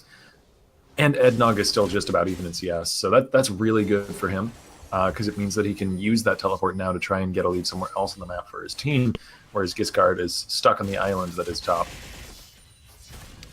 Looks like my mic's a little low, so I'm going to try and turn it up a bit. All right. Hopefully we can get the audio levels sorted out. There, I turned up the gain by another 1, so hopefully that's higher. It should be the same for you, but for them it should be a little higher. Okay. Sounds just dandy. Speaking of dandy, we've got a Bard skin in the bottom lane. And he's doing mighty dandy. And Such an amazing skin. Cortian though, is not really, honestly, doing all that dandy if we continue on the track of dandiness. Because he really should not be behind in CS against Barcode. He's had the lane shut up this whole time. That was such a great bubble from Hani, but he's still going to go down. He buffered the animation on the bubble as he was being stunned. Nicely done. Ednog is still opting into a fight here with Giscard. He knows he's got that Titan's Wrath shield available. He's going to trade about evenly. Didn't want to let Giscard get away with that. He did use up most of his mana, though, so he is probably going to back here. Yeah, we'll see whether or not this pulls the teleport on this base. Maybe. It's And, definitely possible. He doesn't need to use it to get to the bottom lane, that's for sure. Infernal Drake is now going to be going down. Yami-Yugi securing that one after side, in which he just kind of played the enabler, honestly. But Plucking Penguin is taking advantage of the fact that Yami-Yugi's on the other side of the map. This is an intelligent play right here, going for the steal and the red buff. He had no way of really impacting that dragon take or the bottom lane gank or any of what happened down there. So instead going to try his best to salvage something from a bad situation and get himself a red buff steal. Something is definitely better than nothing. Generally true, yeah. Unless it's something bad. Like being stabbed. You don't want to be stabbed at all, typically. You're getting too complex for me, Effect. You're getting too deep and philosophical. I don't know if I can keep up. I'm just here to talk about games. Speaking You're of leaving games, me in the dust, buddy. Speaking of games, both tanks have their Spirit Visage now, but here comes Plucking Oh Penguin. no! Giscard, he bound up the cannon minion. We'll see if they can still get the kill, though. Ednog with an amazing... Oh no, Ednog actually, he tossed out the anchor to try and dash back to his turret, but Plucking Penguin was aware of it, and he ulted behind him, completely halting out the dredge line. Well played by Plucking Penguin. Absolutely, there's certainly no doubt of that. It honestly, in the moment there, left me kind of speechless. And we kind of missed it, but Shadow Visions also apparently went down. Oh, yes, indeed. Yami Yugi showing up mid lane and pressuring down a kill there. Stealing away a red buff thereafter, and, taking a page out of Fucking Penguin's playbook. In a play made on the top lane, he steals away a camp. And he uses a blast and kind of push two of them to the wall. Actually, I didn't know that would work like that, but I guess it makes sense in hindsight. Yeah, any champion standing on will be knocked away, including an enemy champion, so you can actually use that to knock back people who are chasing after you, as well as to knock yourself away to safety. Ooh, there's the heal to avoid the Aqua Prison. See if Yami Yugi can make the distance now. If that heal hadn't come out, he most certainly probably would have died. Yeah. He saved that to the last second, too. Cortians did not want to burn that if he didn't have to. But I've got to give some real props to Barcode here, who's in a lane matchup where he has no right to be winning in terms of CS. And that's with a gank having been being brought down in favor of Cortians. As well. I mean, he's not like ahead in gold. Let me actually check the gold values here. Yeah, he's actually about 50 gold behind, 50 to 100. But he should be much more behind, is what I mean here. As you can see, the focus on this bottom lane, he's going to flash forward. He gets the kill into Cortian. He's taking a bad situation and making the best of it. It's a double kill for Yami Yugi, though. This Skarner's starting to get rolling. He is certainly going to be kind of scary if they let him continue in the path he's going. And right there, we saw Cortian pay for having to use the heal earlier. That had been up, he would not have gone down to Barcode. To be fair, if he hadn't used it before, he probably would have died anyways, but he was That's able true. to bait them out. But he had to use it before to prevent it. He could have not been in the situation That where he got is almost hit very by true. an Aqua Prison, is the point I'm trying to come back to. But That is true. You're completely correct. mechanical misplays are something you can't avoid, really, no matter how good a player you are, because no one is perfect. Except certain So we will not harp on them for too long, aside from to note that they exist. And I mean, Barcode. Oh, hello. There's a pause. Kind of worth noting, Barcode also went with a Cull, so he is doing very well in lane with Tier and Cull. Super greedy, too. Like, Tier plus Cull plus... it's a Sheen plus a Pickaxe. I believe that's going to the Iceborne Gauntlets? No, that's not. Manamune, yeah. Manamune still builds out of Pickaxe the, and Tier Manamune. Yeah. For some reason, I was trying to combine the Sheen and the Pickaxe in my head. There's nothing that builds There's into. nothing those two built together, no. No, it's Manamune. Thank you for setting me on the correct path, Effect. You're welcome. I'm happy to help. And I guess we could kind of talk about how the lanes are going here. I mean, I kind of want to talk about the Skarner, because Yami Yugi is 3-0, and that is really good for a Skarner in only 11.5 minutes. I mean, he did just get his last 2 kills kind of handed to him on a silver platter, but, you take him whatever way you can get him. And Skarner needs that gold to get rolling. I mean, if you've ever played against a really good Skarner who got an early lead, he is incredibly oppressive when he's ahead. The main problem is, of course, getting him ahead. That's difficult. That's something, because we mentioned before, we're always kind of nervous when a Skarner shows up, because typically they don't do as well as we would like. But this one has an awesome start. We really couldn't ask for a better start, other than, obviously getting 5 kills in 1 minute. Yes, if there's going to be a successful Skarner in a Reverie Open final, it's going to be this one, because Yami Yugi has all the advantages he needs.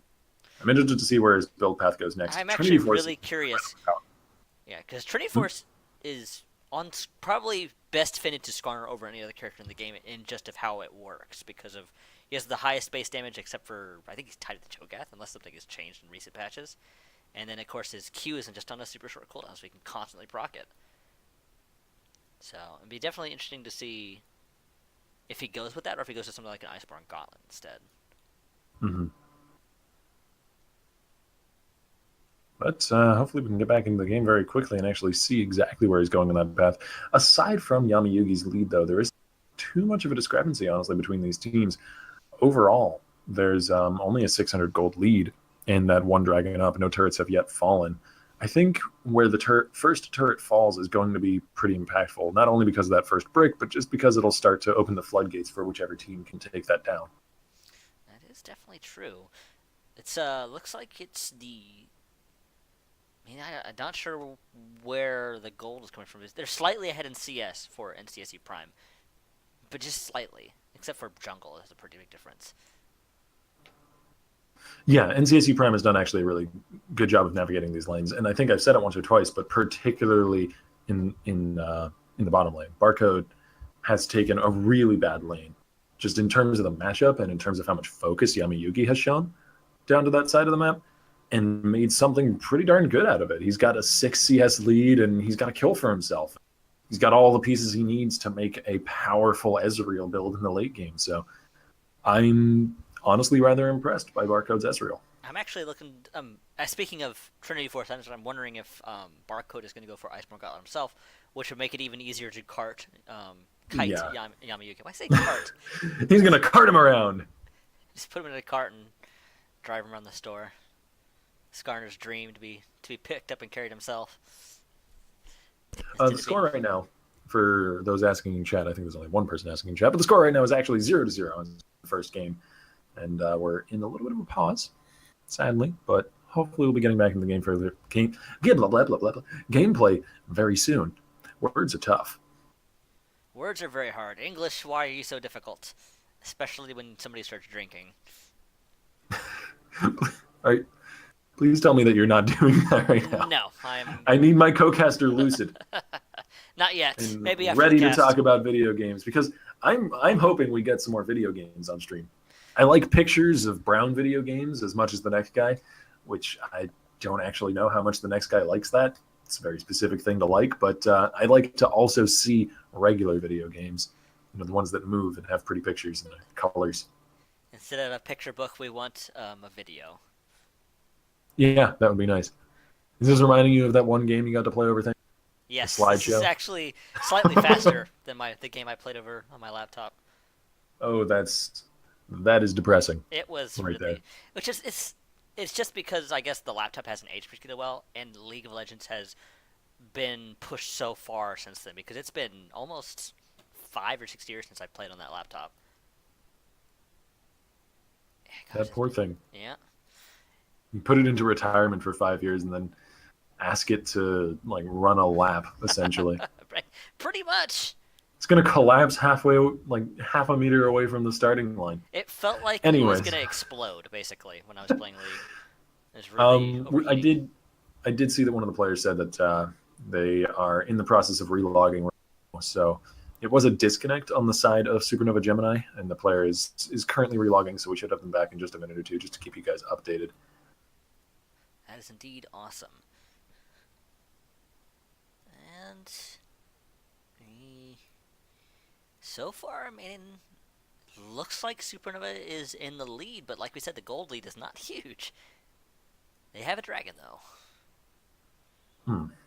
Yeah, I'd say, I don't know. There's a lot of different points you can delve into here. A lot of them sort of fold a little bit more before we can go and really delve into them. The next 10 minutes, I think, are going to be super informative in terms of who is actually winning this game, because right now it is on a knife's edge and could fall either way. But compositionally, Supernova worries me right now, because I feel like they need more of a lead than they have to appropriately make use of the kind of strange composition that they've put together for themselves. That is true. If they can NCSU Prime can stabilize, I think they have a really good chance of making a recovery here. Yeah, and they're definitely on the track to stabilizing, right? Speaking of stabilizing, we are resuming play. Yeah, we are stabilizing the stream. How about that? As we get back into gameplay itself, Argus Guard and Ednog resuming as if nothing ever happened with the wet noodle fight. Raccoon finds Plucking Penguin. Hani is there as well. And meanwhile, in mid lane, Shadow Vision's getting collapsed. On the magical journey brings Raccoon into underneath a horse's hooves. Focus is dashing forward, flashing forward, but an exhaust plus a few more swings of the halberd from Plucking Penguin puts him into an early grave. And that is a 1-kill advantage for NCSU in a pretty messy mid-fight. Kind of a greedy play by Focus there, kind of flashing in to try and pick up Shadow Vision's there. I don't think he expected Hani to be there with the exhaust. Yeah, which is kind of interesting, because Hani was there for the whole fight. But Focus was just really hoping to at least be able to get a 1. Because I don't think he could have walked his way out of that fight anymore. Hecarim was in a good enough position to catch on to him. This is an interesting fight here. Yamayugi is 3-0 right now. And he's got, I'd say, about the same power level in terms of items to Plucking Penguin. He's starting that fight. So he's playing carefully around it, doesn't want to fully commit. Penguin does have the Sheen, and of course the Swiftness Boost could commit a little extra AD. But a fully completed Cinderhulk is actually a pretty big deal. Absolutely.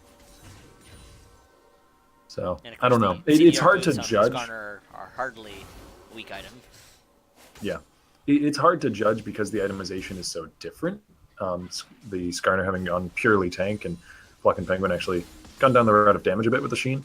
But I think they were in a roughly equal spot there. The potential duel just kind of fizzled out as Yami-Yugi didn't want to commit. Neither were really interested. They're like, maybe we'll come back next week and do this. I just want the vision, really. This is all I want. You can I'll write you an IOU. you can for watch the me duel. take it if you want. Focus will be donated a blue buff, though. That'll help him out in the lane quite a bit. Allow him to stack that tier up even more quickly. Nope. Shadow Visions is making cutting it him off nicely, though. Very beautiful. Nope. Dodging the Q. I think he denied 1 or 2 melee minions there, so that's definitely a good use of a cooldown. He's getting good poke with the laser. Yeah, and I think Victor usually will come out on top in the Rise v Victor matchup, if only because of his range. Why? But Rise is going to scale quite well, and that's one of the other things about Supernova Gemini's composition. They actually do scale pretty well into the later game. Oh, Tempered Fate not landing, but Yami-Yugi flashing forward there for the Stinger, and Barcode is once again down. Yami-Yugi continues his focus bottom lane. We kind of missed it, but Cortian's laid a trap right where Skarner was dragging Barcode. Here So- comes Pluck and Penguin, looking for a bit of revenge. Cortians is going to be the target, and there it is. The Stampede crushes him underfoot. Raccoon now going to be bursted down decently low himself. The exhaust of the Pluck and Penguin will see if he can chase down this kill. Meanwhile, Yami-Yugi is looking for a bit of support of his own. Diving under the turret to try and find himself a kill. There's a binding against the wall. Raccoon is desperately trying to evade a stampeding horseman, but difficult to do. Fortunately, the Bard cannot outrun a horse. No, not enough legs. He doesn't even use them, he just kind of floats along, too. I think Hecarim wins in a foot race. He has 4 of them. It's kind of hacking. Cheats. Hoof race. Hoof race, yeah. No, he doesn't have feet, per se. He does. They just end in hoofs. Yeah, I don't that's know. true. Are they I don't know actually what the, feet or what they the just call technical hooves? term is there. I'm not a veterinarian, nor am I a dentist. We're just going through the list of professions, which I am not tonight. Maybe Giscard, we'll though. succeed our dream of being a dentist veterinarian. Dentist? What are you doing? Mixing up In words, fact, what are apparently. we doing? What are we doing? We should get back to the League of Legends and to Yami-Yugi's build as he went for the Sheen, which signals a Trinity Force, and I'm excited. Though I guess it could be a nice Iceborne combo. That's fine too. Both of the items that work on Skarner. Yeah. And Iceborne would allow him to like stick, particularly to Shadow Visions if he gets next to him. Not going to be quite as easy to stick to Barcode, but I think it honestly might be the better option. There's Realm Warp for focus, but he's going to be instantly prisoned. The Penguin Aqua has his nature as soon as he 34 shows speaking of. up. Focus goes down. Shadow Visions with the power transfers 300 gold to his bank account as well. Cortian Z bounces himself away in a bouncy house plant, which should have been the real name of those. We missed it. Giscard used his teleport, so he is going to be able to help support this dragon. And that'll be the Mountain Drake going down. NCSU continue to pull ahead marginally, but margins matter in a game that's this well matched. Hani could be in some trouble. Cortian Z belts out decent damage right now, but whoa, my god, never mind. Fucking Penguin does some himself. Trinity Force completed. I never even saw that, but I think Cortian Z did. He certainly felt it. On his way into the dirt. Blue team's turret has been destroyed. By the way, Hecarim has tons of damage, apparently. Yeah. Alright, well, they're going to grab themselves an extra turret. NCSU pick up a good few goodies on the bottom.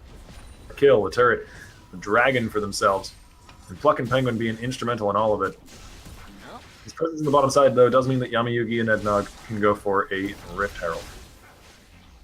Another game where Rift Herald's taken. It's just not something that's common. It may actually become more common as we go into Season 7. Rift Herald now spawns, I believe, at 15 minutes rather than just, like, really early in the game. I think it was, like, 6 or 7 when it spawned before. It was pretty ridiculous early it and spawned. it does much less damage and actually has a good amount less health as well, if I recall. So it's just generally all around easier to take, but you can only take it a little bit later. So teams may hop on that as a opportunistic take when the enemy's doing a play on bottom side or something. And I think that's a good place for it to be, honestly. That I makes sense don't think it should be. It was never getting any use previously, so it makes sense that they do. Hello. Whoa! Raccoon found himself a very dangerous bush.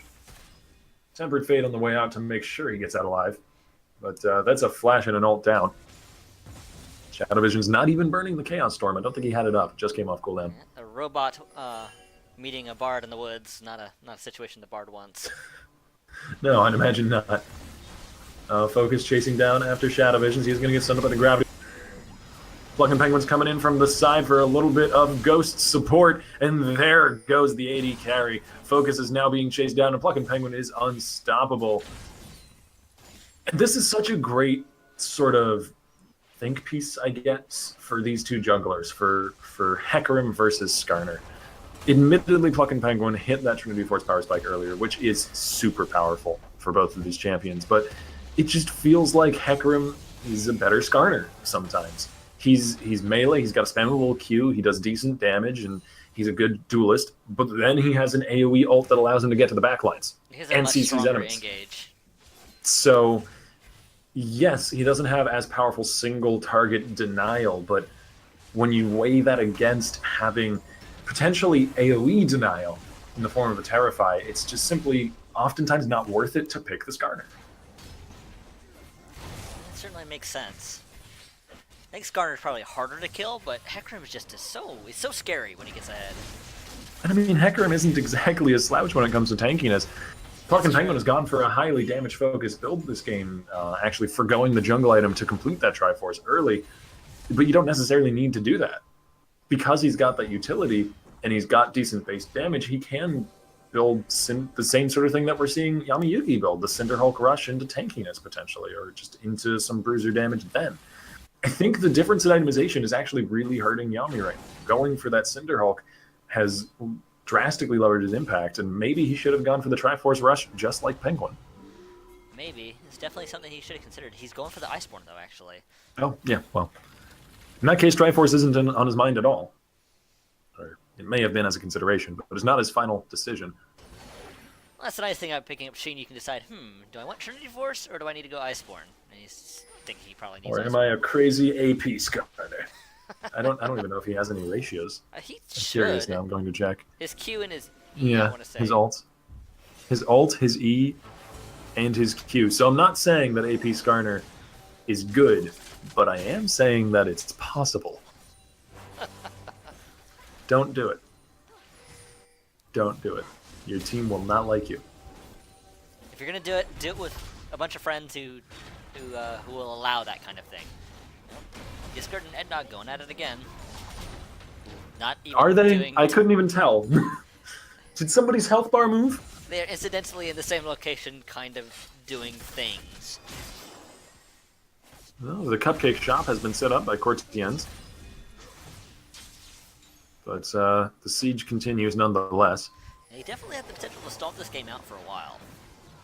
Nicely dodged by Shadow Visions there on the way through the jungle. And it looks like they're going to opt out of that particular cupcake shop. The prices were too high. They're going to go towards the mid lane instead, shove that lane up, and NCSU is just trying to find a chink in the armor right now. It's worth noting that the cupcakes have very sharp, pointy metal things in them.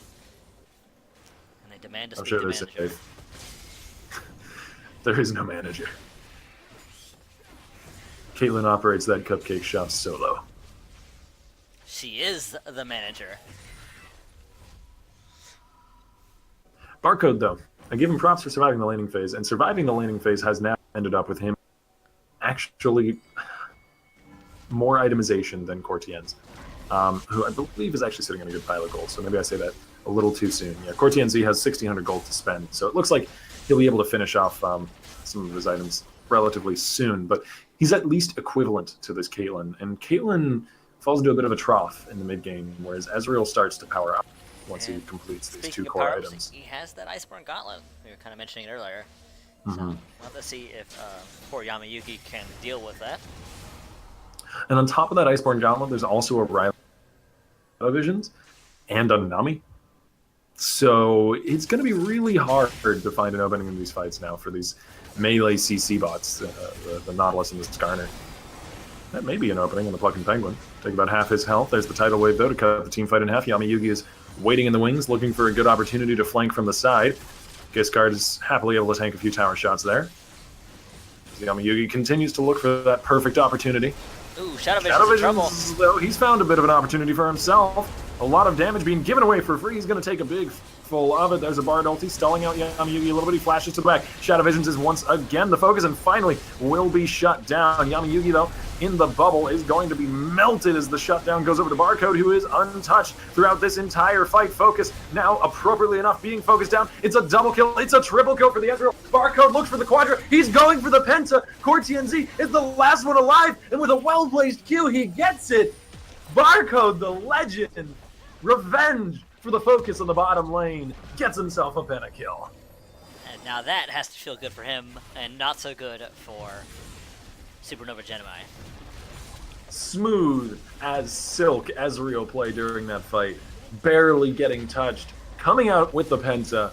And now the inhibitor is going to go down as well. This is about as just perfect a story as NCSU could have written for themselves. Definitely looking forward to see how they play this game out, because that's going to put Barcode so far ahead now. And he has the Muramana now, so he's no longer a Monomoon. I mean, he's going to base and spend all that gold and come back more powerful than ever before. I put on my fancy, I don't know, like storybook narrator voice for that. It felt like it needed emphasis. I heard, and I approve. And this is just, I mean, it was looking steadily more and more grim for Supernova Gemini, but after that sordid affair, I don't know if they've got a path back into this game. They're going to try and take a dragon here, get what they can. Oh, Ednog could be in trouble here. Ocean Drake will be moderately useful for them, but it's not exactly going to be game-winning. As Plucking Penguin and Shadow Visions find a stray Nautilus on the top side of the map. Put an end to that nonsense. There's the Realm Warp to take out a pink ward. Salmon Oh, Realm Ward. Warp, not Realm Ward. Realm Warp to take out a Salmon Ward. Oh, Cortianz is once again the focus here, and he will be stampeded over, but not quite stampeded over all the way into the grave. Now Plucking Penguin getting melted as can't quite survive in the back of the fight, but he's got shields for days. And Shadow Visions is there for the cleanup. Yami-Yugi just does not have any magic resist, and he's melting under Shadow Vision's magic damage. He's trying to get more health at least, but I think it's a little bit too little too late at this point, as Barcode has taken over this game. Shoving in the mid lane now, they're going to get the second inhibitor of the match. And back off, perhaps go for the Baron, perhaps go for a push top side. They've got a plethora of options. yeah. It's worth noting that both, basically not both, but Plucking Penguin, Shadow Visions, and Barcode are all 6 and 2 with a varying number of assists. Oh, hey, isn't that nice and symmetrical? That's why they got the Penta, to make the numbers look pretty. Exactly. Alright, Baron is under assault. See if Plucking Penguin can secure this for his team. There it is, the smite. Nice and easy. Redemption going to be giving a team-wide heal as well. And Plucking Penguin's going for a locket. And this will be the nice, slow, and safe ending for NCSU as they take that Baron, head back to base, spend that last big bucket of gold they got for themselves, and come back with all that extra power. See what they do with it. We're seeing Giscard is going for another Sheen item. He's going for the Iceborne Gauntlet. So slows for everyone. Makes a lot of sense against a team with low mobility that needs to sort of just lumber around every fight without being able to dash too often. Like, they've got one single, like, sort of non-conditional dash. Ednog can dash if he lands an anchor on an enemy or a wall. And Raccoon can use some mobility through a wall, I suppose. But other than that, it's really only 90 caliber net. Yeah. So it's it's a very much immobile team, and I think that's been one of their main issues. They're facing off against an Ezreal, who, of course, has now at this point quite a bit of gold to him, and the hard engage of a Hecarim. Basically, every time Pluck and Penguin just run towards the team fight, not very many people can get away in time. And he's definitely very dribble now with that locket. He's actually invested in Elixir of Iron as well, just for that temporary boost to shove in this last turret. I do see that he is quite large. Oh, Shadow Vision is getting picked again. Yeah, Shadow Vision gets caught out. That's the second time that's happened. Yugi locking him down. That's going to be quick work made of the mid laner of NCSU. That's a good start to the fight. Indeed it is, but it looks like their base is still in trouble because the 2 inhibitors are down. Yeah, makes any defense pretty difficult to accomplish. Oh, that anchor weaved its way right between the 2 bottom laners. He went fishing for sushi and was not able to find it. And they're going to continue the shove on the top lane. Even a man down, NC has so much pressure. There's a Realm Orb coming in. It's only going to be bringing Nautilus into the middle of the fight, and actually he has to back out immediately as well as the anchor again doesn't land. It was a beautiful setup for our Raccoon, though. We'll see if they can take advantage of this. The Bard causing binding and ulti landing on a 2. Barcode is the focus, but he gets so much healing on the way out. The redemption, the Nami heal, his own heal, and suddenly all of his health is back, and he's back to putting out damage as Yami Yugi actually he gets 2-3 shields on the way out. He might just survive. The Q lands, the sapling is chasing it, explodes. Oh. Giscard gets the kill. Oh, that rogue sapling. They just can't be stopped. No, Now Barcode Giscard was in the middle of that shooting fight. over the wall. That's a eating little damage. bit too crazy. And it's a shutdown for Cortian-Z. But a Nexus turret fell in the meantime. Super minions are still wreaking havoc in the base. And as we mentioned earlier, 2 inhibitors down makes any sort of defense difficult. Nope. Shadow Vision's gonna get caught out again. Yeah, Or he can just melt Cortian-Z's getting some good damage. They trade about evenly there. Ednog is though, and there's an ace in the hole. Nicely blocked by Penguin. Shadow Visions still falls in the end. Raccoon is there. But he made it worth his while. We'll see if Hani can escape. Cortian's had some mixed feelings about that fight. Netted forward and then went to shoot some minions. Oh. Can they save this inhibitor? Yeah, looks like it. But even though this attempt to win the game, as that's kind of what it was for NCSU, shoving in on that last turret, did not come up aces for them. NCSU can still just kind of wait on the next Baron spawn or the next Dragon spawn, grab that, purchase even more items, power up even further. As you can see, Barcode has now finished off a Blade and Shadow Vision's finished off a Death Cap. And They're come indeed back very more much powerful in than control ever. of this game. And this next Drake, I believe, is going to be a Volcanic Drake, or Infernal, pardon me, Infernal Drake. Yami Yugi has picked up a random, If so I'm he is going to correct? have Yeah, an it's an additional Infernal slow, but still feels like he's struggling in these team fights. We kind of Infernal Drake. missed it because of all the action with Yami Yugi almost getting away. Giscard is so durable. He was in the middle of that team fight just eating Cortians for a good 10 seconds with almost no damage because he had constant heals and shields. And so what the Maokai do? Yeah. Kind of just becomes that immovable object in the late game. To be fair, Ednog is decently tanky himself, but he doesn't have the same sort of support from his team, so even though it takes a while for the enemy team to kill him, they can spare that time to do so, because Cortian-Z and Focus just aren't enough of a threat for Ednog's front line to really matter. Cortians has picked up a Last Whisper, so he is hopefully going to have an easier time. That Anchor Toss almost landing. Don't you know what they say about almost? It only counts in hand shoes and horse grenades. And nukes. And nukes, yeah, that too. I'll add that to the saying. Just doesn't flow But an quite inhibitor well. goes down. None of the other ones have any turrets left. Another 2-man Bard ult to start off the festivities into the Cosmic Binding. Shadow Vision again.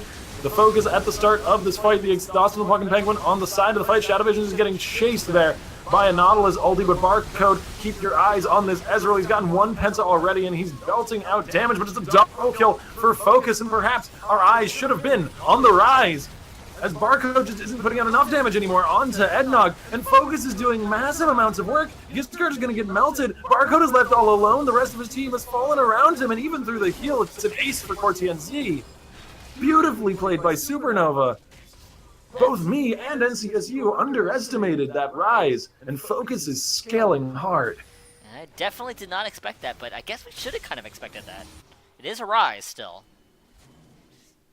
And that gives Gemini the light of hope they kind of need. And it might give some pause to NCSU as well. Like, that looked like this, just like all the other fights I've looked going into this, you know? Like, it may not have looked like a great fight for them because Shadow Visions got caught at the start of it and nearly bursted down. Plucking Penguin was a little bit caught out and exhausted and didn't have a team to help him out. And Barcode just didn't put out enough damage, it seemed, that fight. But we've seen fights that started that messy and then they come out with a pentakill afterwards. So to see another fight in the same sort of vein towards the start, but it ends being aced, and that puts a little bit of a fear of the end game in your heart. And they definitely just need one good fight where they don't have inhibitors down to push in and win.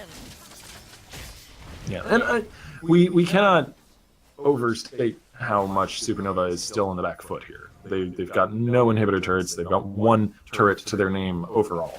If they make a mistake, they lose. But we've just been shown that they are perfectly capable of not making mistakes. We'll see whether or not they can continue that capability.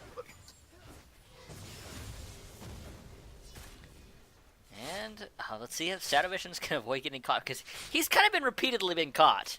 And it feels like he just is the focus of getting eaten alive by Yamayugi on that Skarner. Yeah, and to be fair, when there's a Skarner with Flash in the enemy team, it's pretty easy to get caught. And they may have just had some focus onto Shadow Visions here because they're afraid of the burst onto Focus or Cortian-Z to bring him down, because in the end game, their composition will outdamage the enemies in terms of consistent damage, with a Rise v Victor in the mid lane, and Caitlyn about matching or even exceeding Ezreal, depending on who you ask and how they build. So it really is, I think, a good idea to go after Shadow Visions. It takes the burst off the table and makes it into a sort of consistent damage fight, which we just saw that they can win. We're seeing a 4-4-0-1 split here. Zambard ulti again landing onto 2. Shadow Vision's caught on the edge of that. Yamayugi's going to run right into the back lines and pull Shadow Visions back into the fight, but doesn't really have a lot of follow-up this time. It's just him and Ednog, just the tanks beating on this Victor, and Yamayugi's gonna go down. Plucking Penguin, trying his best to get out of this fight. He's actually gonna turn right back into it. It's a double kill for Giscard as he gets the shutdown, and the focus on the Shadow Visions this time not paying off. Ednog will fall, and that is the one mistake which could very well cost them the game. Shadow Visions gets some revenge for all of this focus as he goes directly towards its namesake and gets himself a double kill. And that is most certainly going to be the victory going to NCSU Prime Game 1. A little bit of a shaky end, perhaps, but they fought well in that last team fight and claimed the victory, which they had earned over the course of the match. A good Game 1 for sure, and I'm looking forward to Game 2 because, of course, we are in a best-of-3, and there's still a chance that Gemini go home with the final victory. But they're going to have to make it a 2-0 reverse sweep. On that note, we're going to take a small, tiny break, and we'll be back as soon as we're in Champion Select. So don't go anywhere, guys.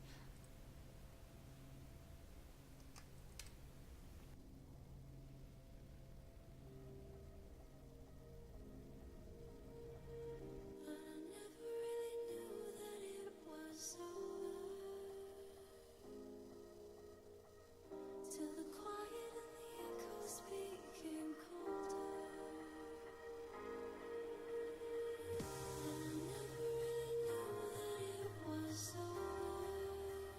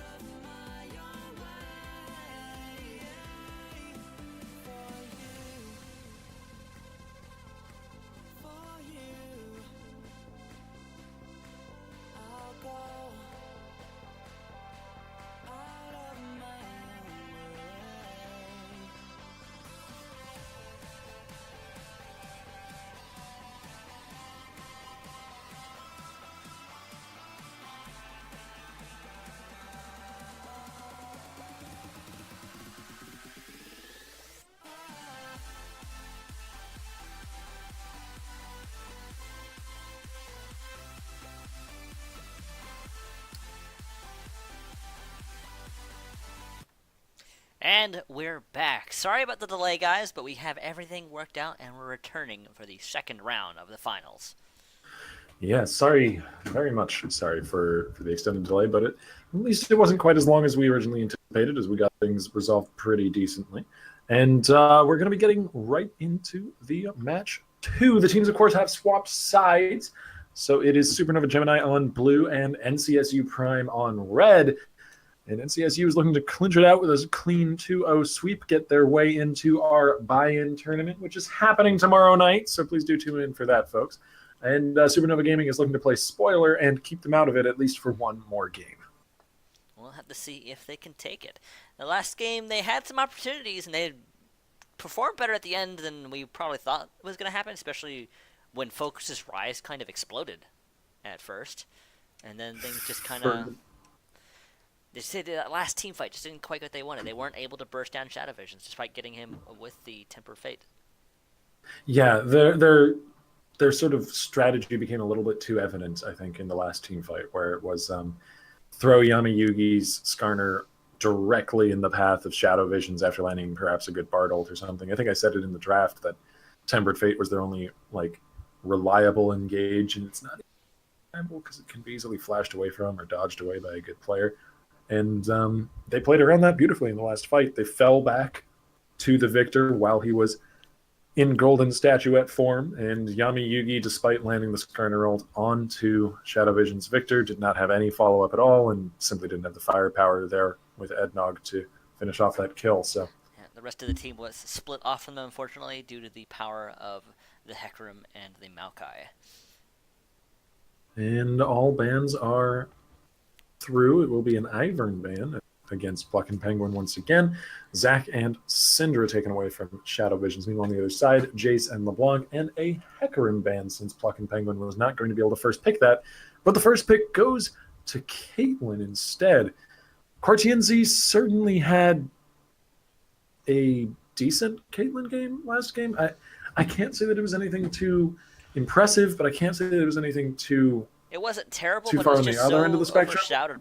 overshadowed by how good Barco did on Ezreal in lane.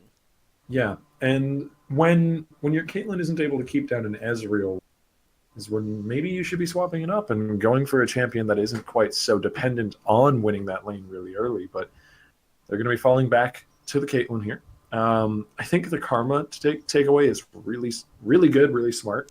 And Rek'Sai is fine. I mean, there's absolutely nothing wrong with Rek'Sai jungle.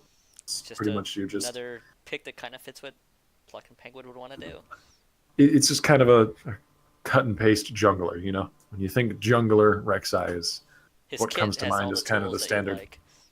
Her kit, pardon you. I keep forgetting. She's so scary. But we'll see what the next two picks are. I think going with the support and jungler is, again, a good idea here. I'm still a little bit just kind of confused at the emphasis on first picking Caitlyn, but to hide their hand, I think a support jungle pickup makes a lot of sense. They could go for a bit of a more aggressive pick than last time. I seem to have dropped out of the champion select. Oh my. Oh, that's not ideal. You'll be able to spectate off me once we get into game. Until then, I suppose I'll have to do the radio select, since I don't know if you can actually get back into champ select, because you can't just spectate off me in the client and see it. I cannot. So, yep, give the radio version. All right, well, Yami Yugi is going to be going to an Ola standard, then the Skarner. And the other pick alongside that for Supernova Gemini will be a Bard, which makes their composition so far half-formed. Caitlyn, Bard, and Olaf. Pretty reliable picks overall. Draven being hovered by Barcode, but that seems like an unlikely pick, unless they feel like they were winning by that much last game, which there were a few breaths of life for sure in Supernova Gemini, so I don't think that they can afford to go quite all out. And Gnar hovered as well. So Barcode goes back to Ezreal, and Gnar gets locked in for Giscard. A very reliable top lane pick when you're doing it blind. We're now down to the last two picks here for Supernova Gemini, and we'll see exactly what they want to round out their composition with. Or I suppose I'll see exactly what they want to round out their composition with, and you'll hear. Yeah, we should be able to show the gameplay to you on stream, as that is spectatable even without having seen the pick ban. But sometimes the client just likes to go away. I'm not really sure why.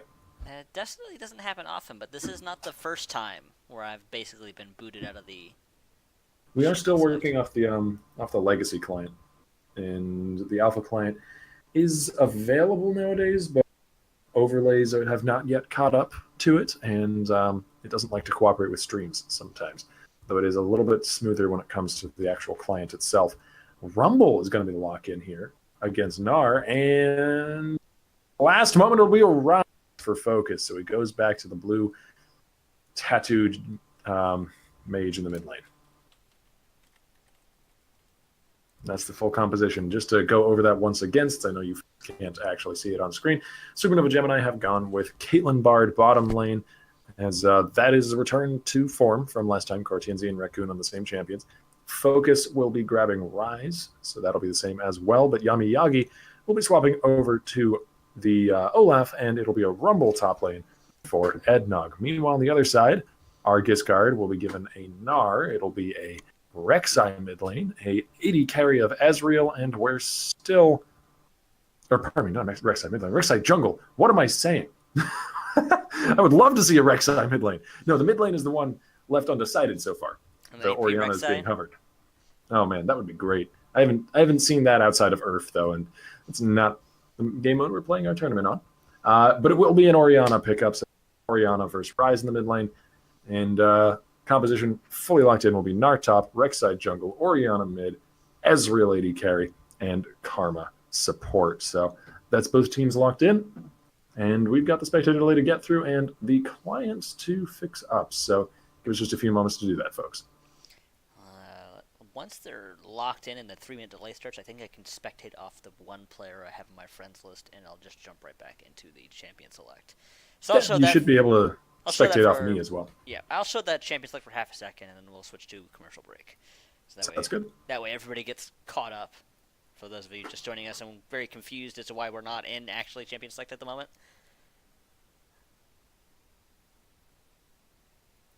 So on that note, we're going to do some music. Once we're at champion select, I'll show that for a few seconds, and then we'll go to commercials. So don't go anywhere, guys. Once we're in game, and then we'll be back.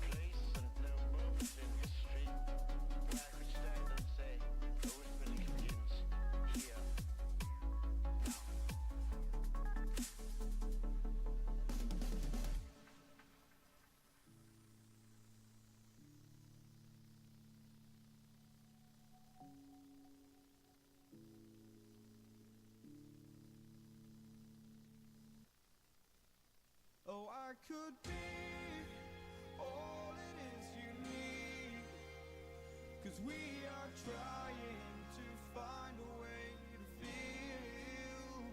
If I could sleep, I'd dream of what we'd be, but I can feel you slip further from me.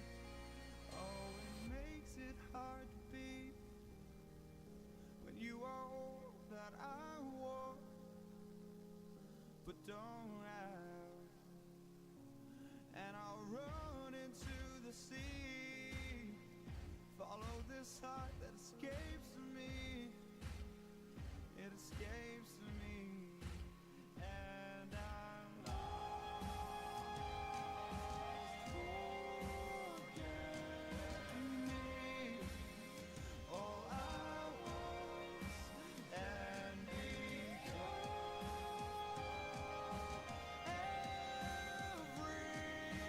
everything, all I wanted.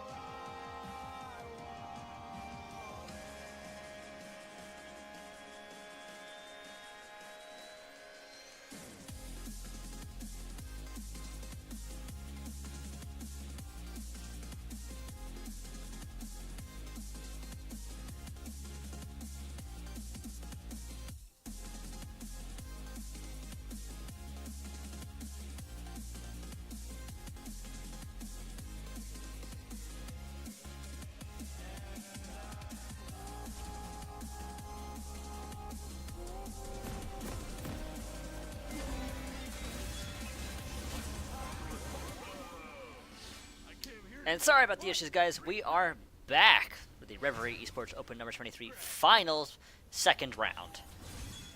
All right, and the long-awaited game that I hope is, I know is worth it, is going to be rolling its way onto the Rift now as Supernova look to take up defensive positions, and a defensive line is built as well by NCSU.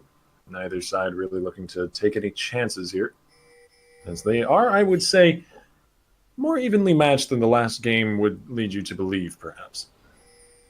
30 seconds until Well, minions definitely looking forward to see if Supernova can have their revenge and take this to a game 3.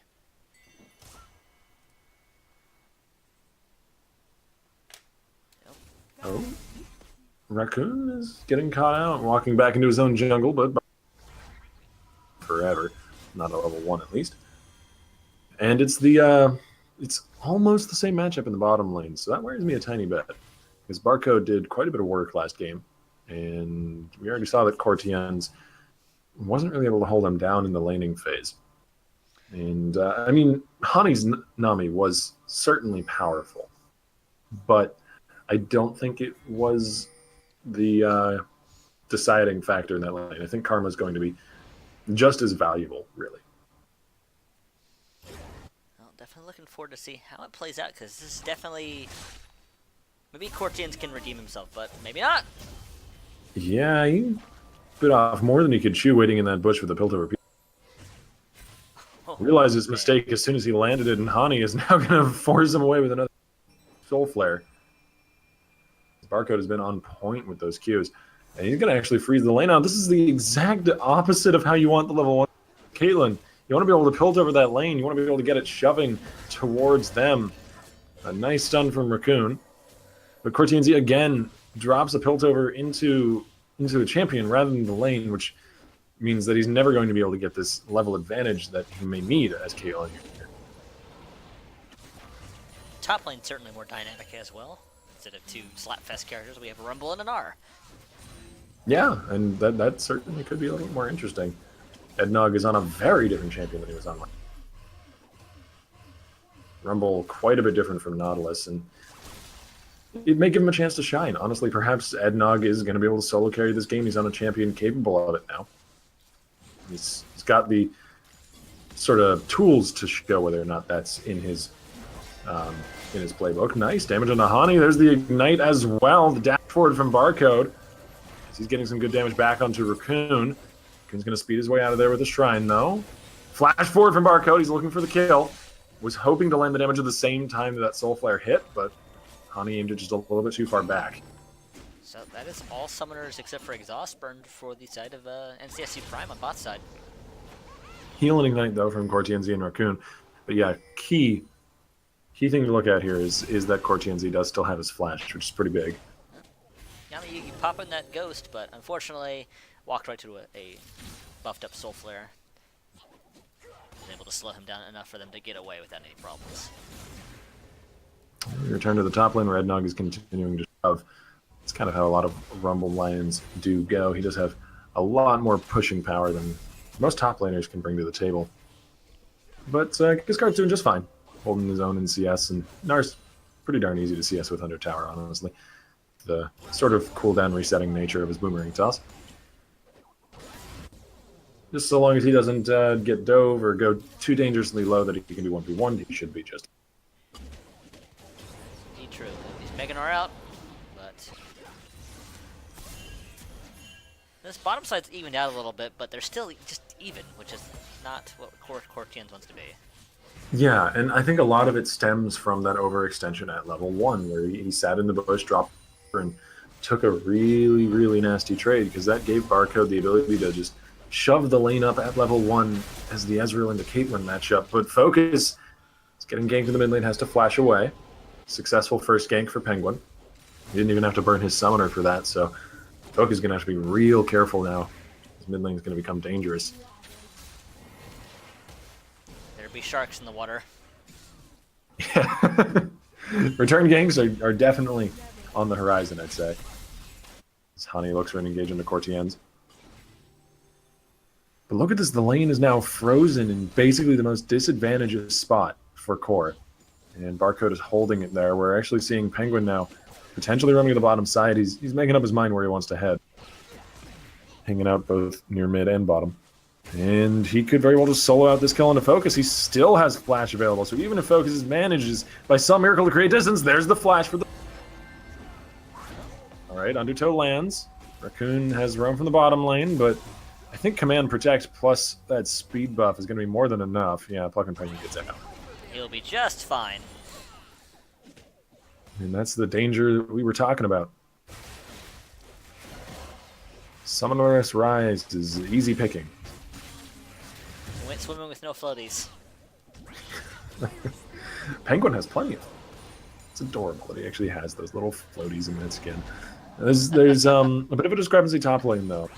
And I think Yami's decision to come up here and potentially go for a dive is a good one. Because Giscard is still missing his ulti.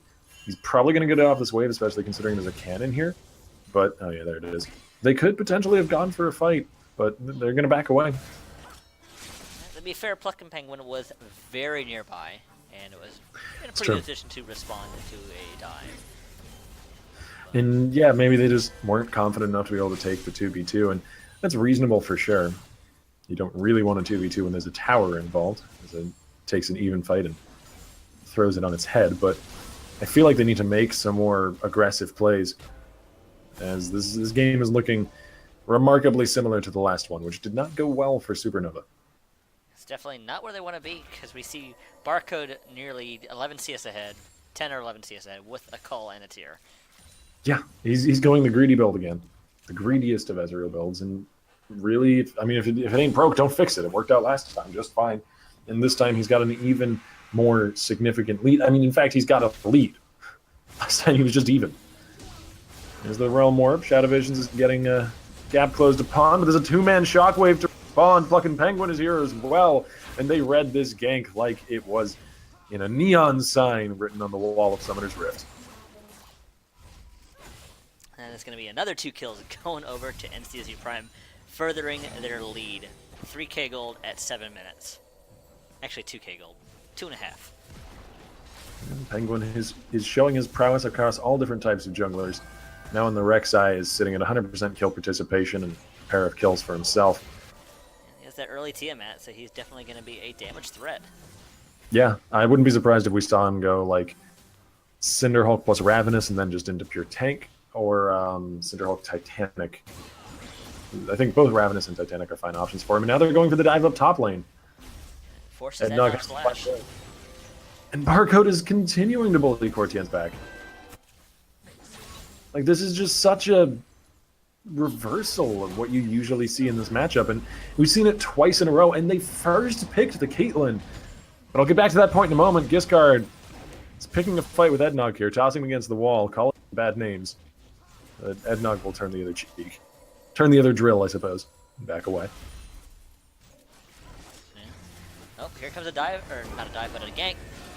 I think focus on the bottom lane is a pretty good idea here because Barcode needs to be kept down. They finish off Hani. We'll see if Barcode can escape. Trying desperately to juke out that tossed axe. Does actually get it in the backside, so has to flash away in the end. And is going to give Supernova a much-needed kill. It's not on who they want it, though. They need to suppress Barcode a little bit more. They could be able to go for a dragon off the back of it, which would be rather solid. This here is a volcanic... No, Infernal Drake. Why do I keep wanting to call it a volcanic Drake? I mean, it is Since on the fire. inception, that's what I've wanted to do. But Plucking Penguin's not going to let that go so easily. The drop from both the mid laner and the supports, as Yamayugi has a focus teleporting in right behind him, and there's a flash over the wall from the Karma. Plucking Penguin now left kind of high and dry. Unfortunate for a shark. Yep. Oh, the Cosmic Biting didn't land. A flash forward from Focus, putting him in rune. Desperately trying side. It looks like they won't be able to get it. Not this time. Barcode there, the crit off of that Essence Flux doing a lot of damage, and Barcode still has yet to sort of reach past the awkward adolescent phase and get some damage of his own. Cortian Z can just find a good ulti here. He might be able to get himself a kill. He nets backwards. There's the headshot. There's the kill onto the Karma. Barcode cannot handle this fight. This is way over aggressive from Barcode. And Supernova take advantage of a few mistakes. Well done. And give them a nice recovery. Put them down to a 1k deficit rather than 3 or 4k. So Yeah. good recovery. And a good recovery, particularly for Cortienzi, who had that unfortunate level 1 and has been working to make up for it for basically the whole game up until this point.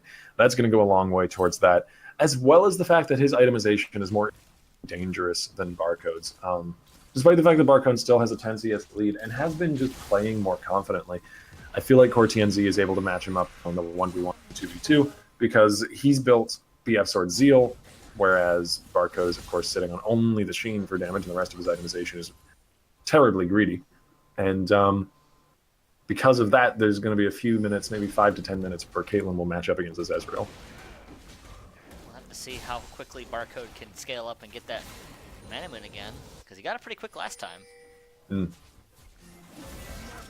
Indeed. As Raccoon and Cortienzi defend their turf. Barcode and Hani continue to play a very controlling lane down here. We see Yamayugi kind of camping out on that top side, clearing out some vision. I would think, though, that this lane would not be so easily controlled anymore with the item discrepancy and with a few kills and assists in Cortienzi's pockets now. But Plucking Penguin's waiting around the corner is going to get spotted out by the Scryer's Bloom, actually, so... Nice use of the plant there from Focus. Very nice. Oh, here comes a teleport from Eggnog.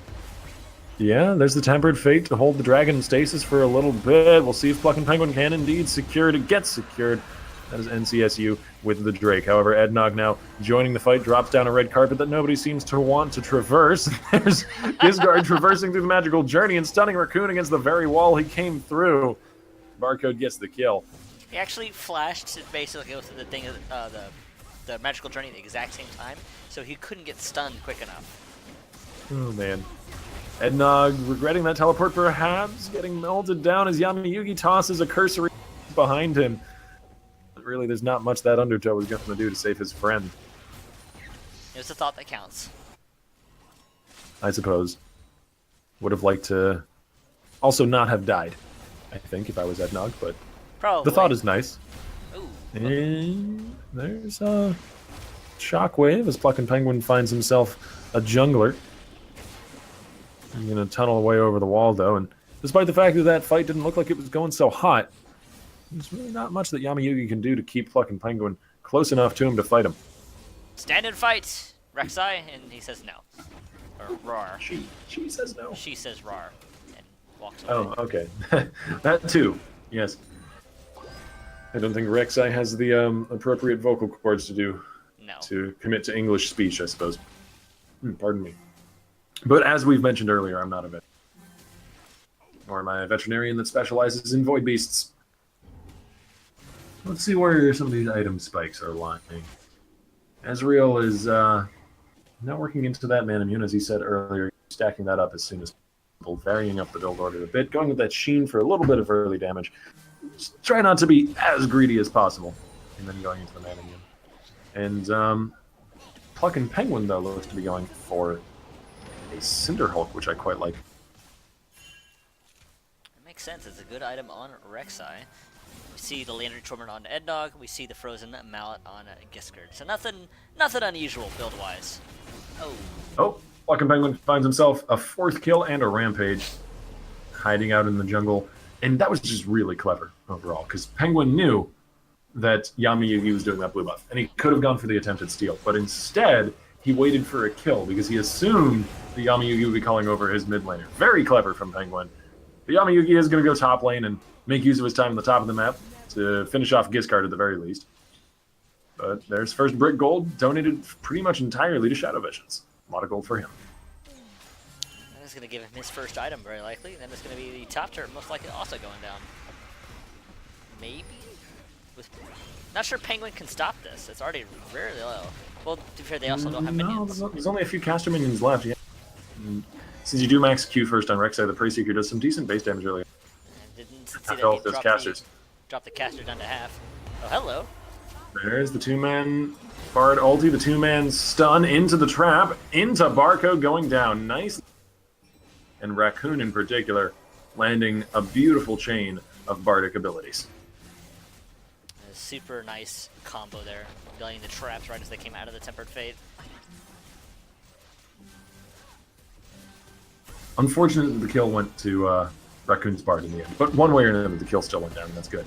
And it was on to Barcode as well, which means that finally, in this lane matchup of Caitlyn versus Ezreal, the Caitlyn will have a CS lead. Cortien's finally recovering from being so far behind for 15 minutes. Mm-hmm. And it just feels a little underwhelming when you play into a matchup like this and come out behind as the favorite, I guess, after having picked that champion as your first pick in the draft. After having lost a game, it just seems like it's too much emphasis on a strategy that isn't working. But to be fair, he's 1-0-4 this time around. He's got the CS lead. And Barcode, while he had certainly a much more powerful lane than you would anticipate from this matchup, is not nearly as ahead or as even as he was last game. We're seeing a 3-man push at this top turret. 4-man push, actually. I didn't see Cortien's at first. He's stealthy, that headhunter Caitlyn. Hard to spot. Turret will go down, though. So the resources were worth it. We'll see if Barcode can answer. Yeah, with the Sheen procs, he definitely can. That is definitely going to be a dead turret. Interesting that he chose to not get the local gold there. That's some gold just kind of thrown away as he steps away from the turret before it goes down. Very unusual. Let's see. Maybe he thought he was still in range, but he only got the 100. So must have not been in range. Maybe he thought he was. Makes sense. Yeah, that's unfortunate if that is the case. Next dragon going to be Infernal again. And I think that's going to be highly contested. It's kind of the pattern. Infernal Drakes are worth contesting. Air Drakes are barely even dragons, unless you've got the right composition. And Ocean and Mountain Drakes are good, though Ocean Drakes have certainly grown up over the last few patches, become big old daddy dragons themselves. Raccoon using the magical journey to make sure that he doesn't get caught out. And they're positioning for dragon, both teams. Yeah, this is definitely worth contesting for both sides. I mean, I jokingly say about the dragons, they're 3-man knock-up. I'm going to have to chillingly smoke, but Plucking Penguin can't make the rest of the distance over to him. However, 3 men with less than 500 health each makes easy pickings for a cleanup. If only Barcode didn't get sent immediately to Rune Prison as he cleanup, it'll actually have to be the mid laner who does the janitorial duties alongside Giskard.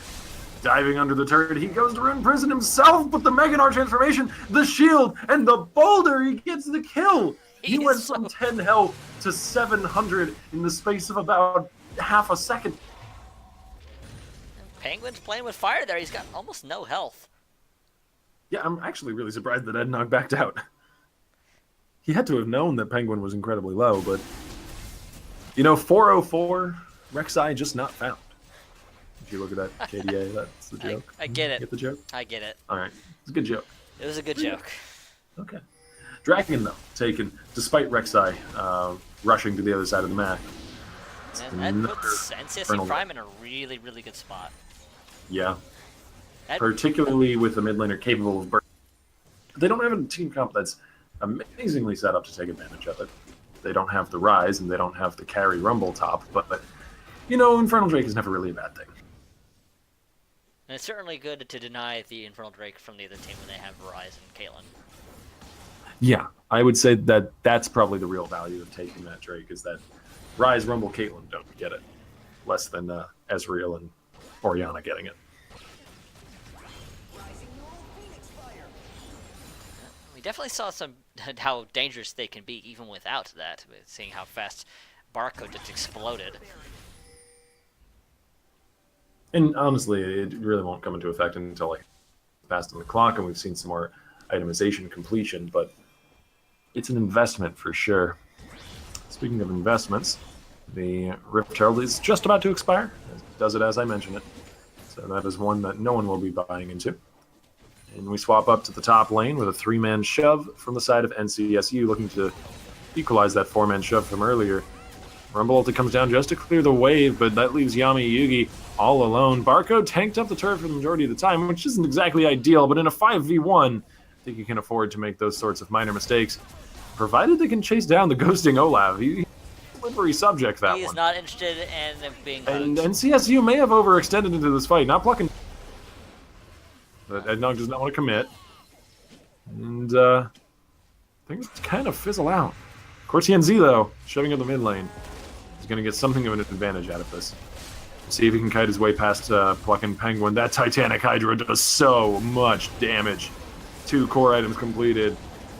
But there's a stun. A double stun for Giscard. He gets himself a kill. It's a double kill for the Bard, though. And now turning back around, Shadow Visions may be the prey next. Rise gets a double. Plucking Penguin is here to clean up. He finds one. He's looking for 2, but the chomp doesn't land the damage, and it's a triple kill for Focus. A bit of a misplay coming out of NCSU Prime there. They got really greedy to pick up kills when they should have backed off. Yeah, Plucking Penguin is a lot of their gold right now, and he was off dealing with the Caitlyn problem when they decided to pick a fight. And nobody could deal with the Rise problem because of that. And Focus comes out huge. To be fair, he did deal with the Caitlyn problem very efficiently and very yes. quickly. And if his team had not picked a fight while he was away, things would have been just fine. But, he left the sink on or something like that because he came back to a house that was burned down to the ground or flooded or something horrible. Pretty much. We'll have to see if Giscard opts in for some magic resist because it is a fairly magic damage heavy team with the Rise and the Rumble. Yeah. I wouldn't be surprised if we saw a Spirit Visage or a Spirit Visage. Spirit Visage or a Spirit Visage. Maybe you could definitely go Locket actually in this situation. That would be quite good. Definitely Spirit Visage, Locket, and maybe Banshees are like the options. Hex Drinker, I suppose, but he's got enough damage. I feel like. Shadow Vision's making a repeat Shadow of the previous Visions game. is gone. Yeah, once again, just turning the wrong corner, getting caught out. And Hani is going to get stunned there. There's the Rumble. But he actually gets over the wall. He may yet get to safety. There's the slow.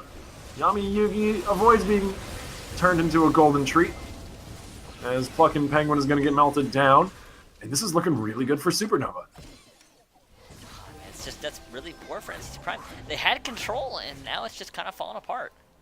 I gotta give props to Cortianz. I mean, we've ragged on his laning phase a few times over the last 2 games this finals, but he's now coming out strong in this mid game. He's 4-1 now, and 4-4. Or 4-4. I was thinking. I'm sorry, I was looking at Cortianz. Cortianz is 4-1. Focus is doing well this game as well. As he's flashing forward onto Giscard, looking for the finish. There it is. Oh no! The Gnar didn't land. But it is a shutdown for Ezreal, and Baron only has 3,000 health left. If Ezreal can land some good harass, People could fall, heads could roll. There it is. Cortienzi gets the secure. Can they clean up any kills after this? Magical journey through the wall. Barcode is flashing forward. It's a 3-man knockup for Pluck and Penguin. And Havoc after the Baron goes down. It's 3 kills so far, and a 4th will be soon to follow. Ednog has nowhere left to run, and Pluck and Penguin is just toying with his prey. I can't tell if that's disaster or not, or which side is even disaster for, as the Baron did go down. But in the end, I would say NCSU came out on top, or as the overlay would have it, an SCU. You've got the initials wrong. Oops. Let me fix that real quick. I forgive you, buddy. I hope NCSU does too, though, or else you might be fired. They have too many letters in their acronym. 4 is too many. My brain can only handle 3 accurately. Really good positioning from Penguin in that fight, though. Landing the 3-man on Burrow is key to cleaning up those kills. Otherwise, maybe just 1 or 2 would have gone down. And Barcode as well, putting out some good work. Unfortunate for Giscard that he didn't have the range on the Gnar ulti. It does reach behind you a little bit, and he was hoping to scoop up focus with that, but he wasn't quite close enough to the rise. And we're just seeing how dangerous Penguin is. He's 9-2. Barcode could be caught out here, but there's a 2-man ulti on the focus. They do manage to slay the Ezreal, and Shadow Vision's now may be caught out without his 80 team. In fact, it's a double kill for Rise. The damage is ramping up here for Raccoon and Cortienz. NC Supreme definitely needs to do a little better job of getting grouped up here, because they keep getting picked off 1 at a time. Or 2 at a time in that case. And that is a really rough set of picks as well, because that's both of the carries off the playing field for 20 to 30 seconds. So that's going to be turrets for sure. Well, turret for sure, maybe plural. Penguin's posturing, so they're kind of scared of him still. Yeah, Penguin is such a threat that he actually bullies them away. They're going to rotate up topside, though. They may yet be able to get a secondary turret. Just not in the lane they started in.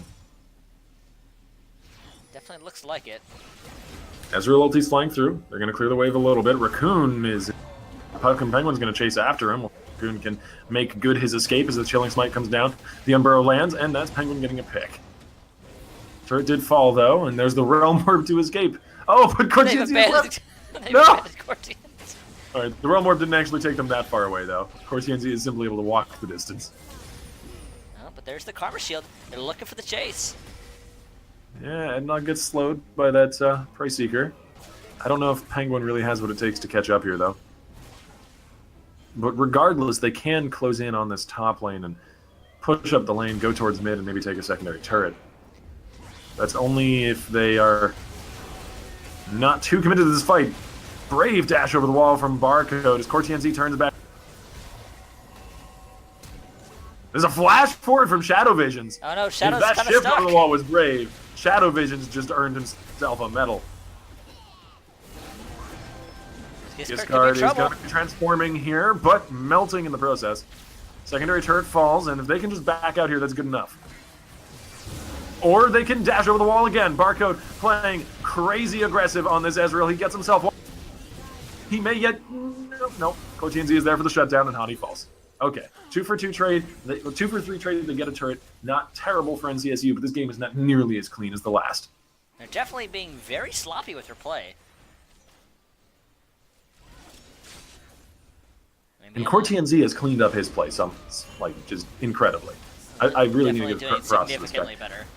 That early level 1 trade there, in particular, did not bode well for this game, but the rest of it has been played really cleanly, is the word I used, and the word I'll stick with, because his Caitlyn play has been on point. They really want Penguin, but I don't think they're going to be able to get him. Not just yet, at least. Give them time. If Cortienz hadn't made that level 1 error, they might be in a much better spot. Rather than just barely hanging on. And you always, you know, hindsight is 20/20 and all that. Of course. Coulda, woulda, shoulda.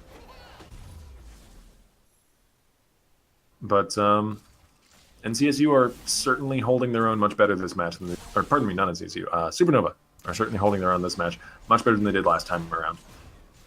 But I definitely would not say that the ball is in their court yet. And NCSU has still been making a lot of the calls. They just haven't been quite as clean. Definitely little errors here and there where they just get kind of greedy and end up paying for it. I'm waiting for the moment when it's Supernova Gemini's turn to make a call on the map, because then we'll know that the game has truly turned. This Plucking Penguin face checks into a bush, takes a few hundred to maybe even 1,000 damage for it. Cortian is definitely doing a lot more damage now, that's for sure. Yeah, and he has broken the 3-item breakpoint on Caitlyn. He's gone from Caitlyn's mid game to the beginnings of her late game. Presume he's going to get some penetration next. That would likely be what I'd go for. That or lifesteal. There's a shift away from Barco, but he gets caught nonetheless. And both redemptions coming down. Ednog going to get damage is there in force. Barcode shifting away desperately, but the damage has already been done. And Giscard lands a 4-man knockback, but it's simply not enough. They don't have any damage anymore. Fucking Penguin is murdered, as Hani, the last man standing, won't be for too long. It's a triple kill for Cortians. He's kind of the unmentioned hero, but Raccoon's Bard has had a very good Tempered Fates this game, where he managed to get several picks. Right there, even landing it on an arcane shifting Ezreal, which admittedly is kind of more in the Ezreal for shifting late than the Bard for aiming the ulti well, but one way or another, results are what matter. And that was quite a good result for Supernova. And for the first time this game, Supernova has a gold lead. Yeah, and they're the ones making the plays now. They're taking a turret and taking 2 turrets, actually. It's just, it's kind of on Shadow Visions to not die immediately, because he has been focused down first every single team fight. Sometimes it's because of lack of positioning, sometimes it's just because the enemy has been focusing in on him, but yeah.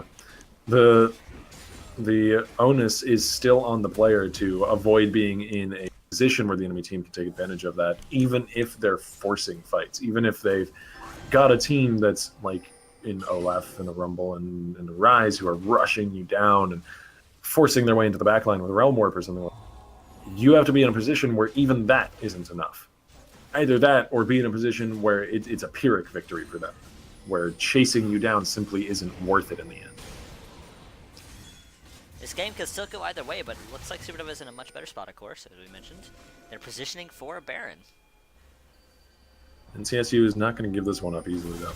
I feel like we're at the crux. We're at the turning point here for Supernova. There's another Or the turning back point, I suppose, for NCSU. Yeah, Tempered Fate didn't land, and that's been a key portion of a lot of these fights for Supernova, and they're going to back away very quickly after that one didn't connect. Fucking Penguin is looking desperately for a knockup, but he gets rune prisoned in the way in. 10 seconds in rune prison. Not quite the life sentence they want. And Barcode looks to try and land some poke wherever he can. And he definitely It's has another it. valuable addition. Cortianz is taking a good amount of damage. He doesn't have any summoners available either, and Tempered Fate missed. So there's a good amount of advantages right now for NCSU if they can pick a fight, which is one of the reasons why we're seeing play so passively. Scryer's Bloom used to scout out any potential wards hiding in the Baron pit. And we may see a Baron attempt, or just a Baron bait, I suppose, from NCSU. But it doesn't look like Supernova's falling for it. They could, they're positioning just to take this inhibitor turret. Yeah, they're dropping some good vision on their way up the lane. Bought time for Cortians to base and heal up. He was at half health before. Shadow Visions is kind of by himself again. But These Caitlyn traps are actually doing a great job of cutting off the entrance as well. This is some really solid play from Supernova here.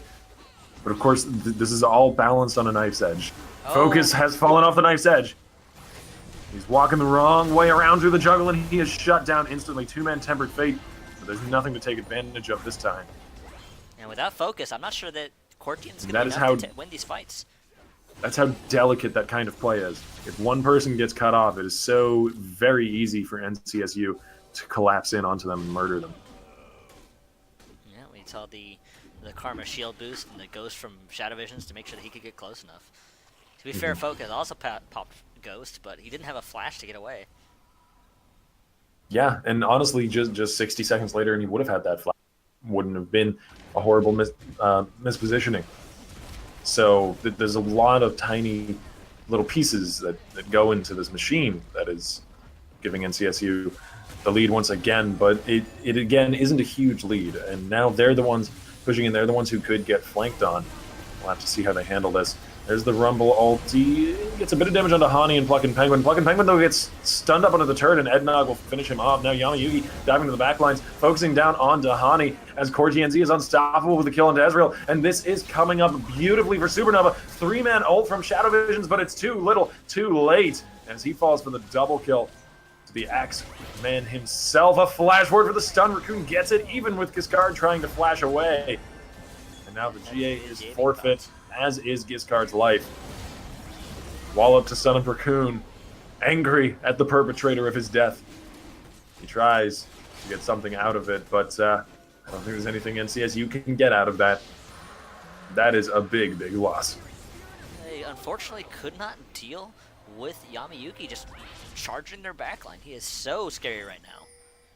That, on top of the fact that Pluckin' Penguin got caught up under the turret by, again, another really nicely placed Cosmic Binding. Like, Raccoon has been such an instrumental part of these fights. Oh! There's the steal! Oh, that's really no respect for the cross-map pressure of a Rek'Sai. Was Yamayuki even in the pit? I do. I'd have to go back and watch that again. I think he was over the wall, looking for vision that was so control smooth. Or something. That was so smooth. Penguin just tunneled into the pit, smited, and immediately flashed out. Yeah. They have to respect that a little bit more. Have their jungler in literal smite range.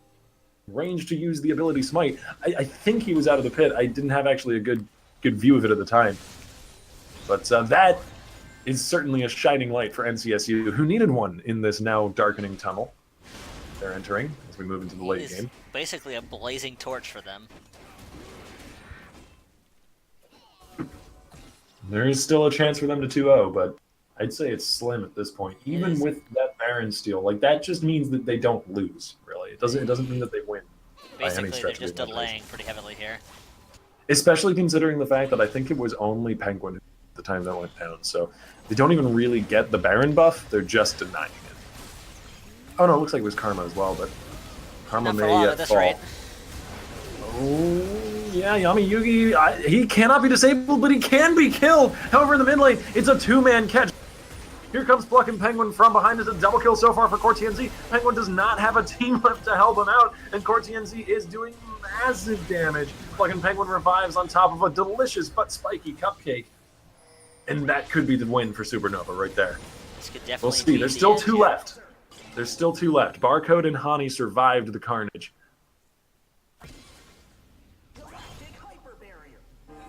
That looked like a good start, but again, Raccoon came up huge for Supernova.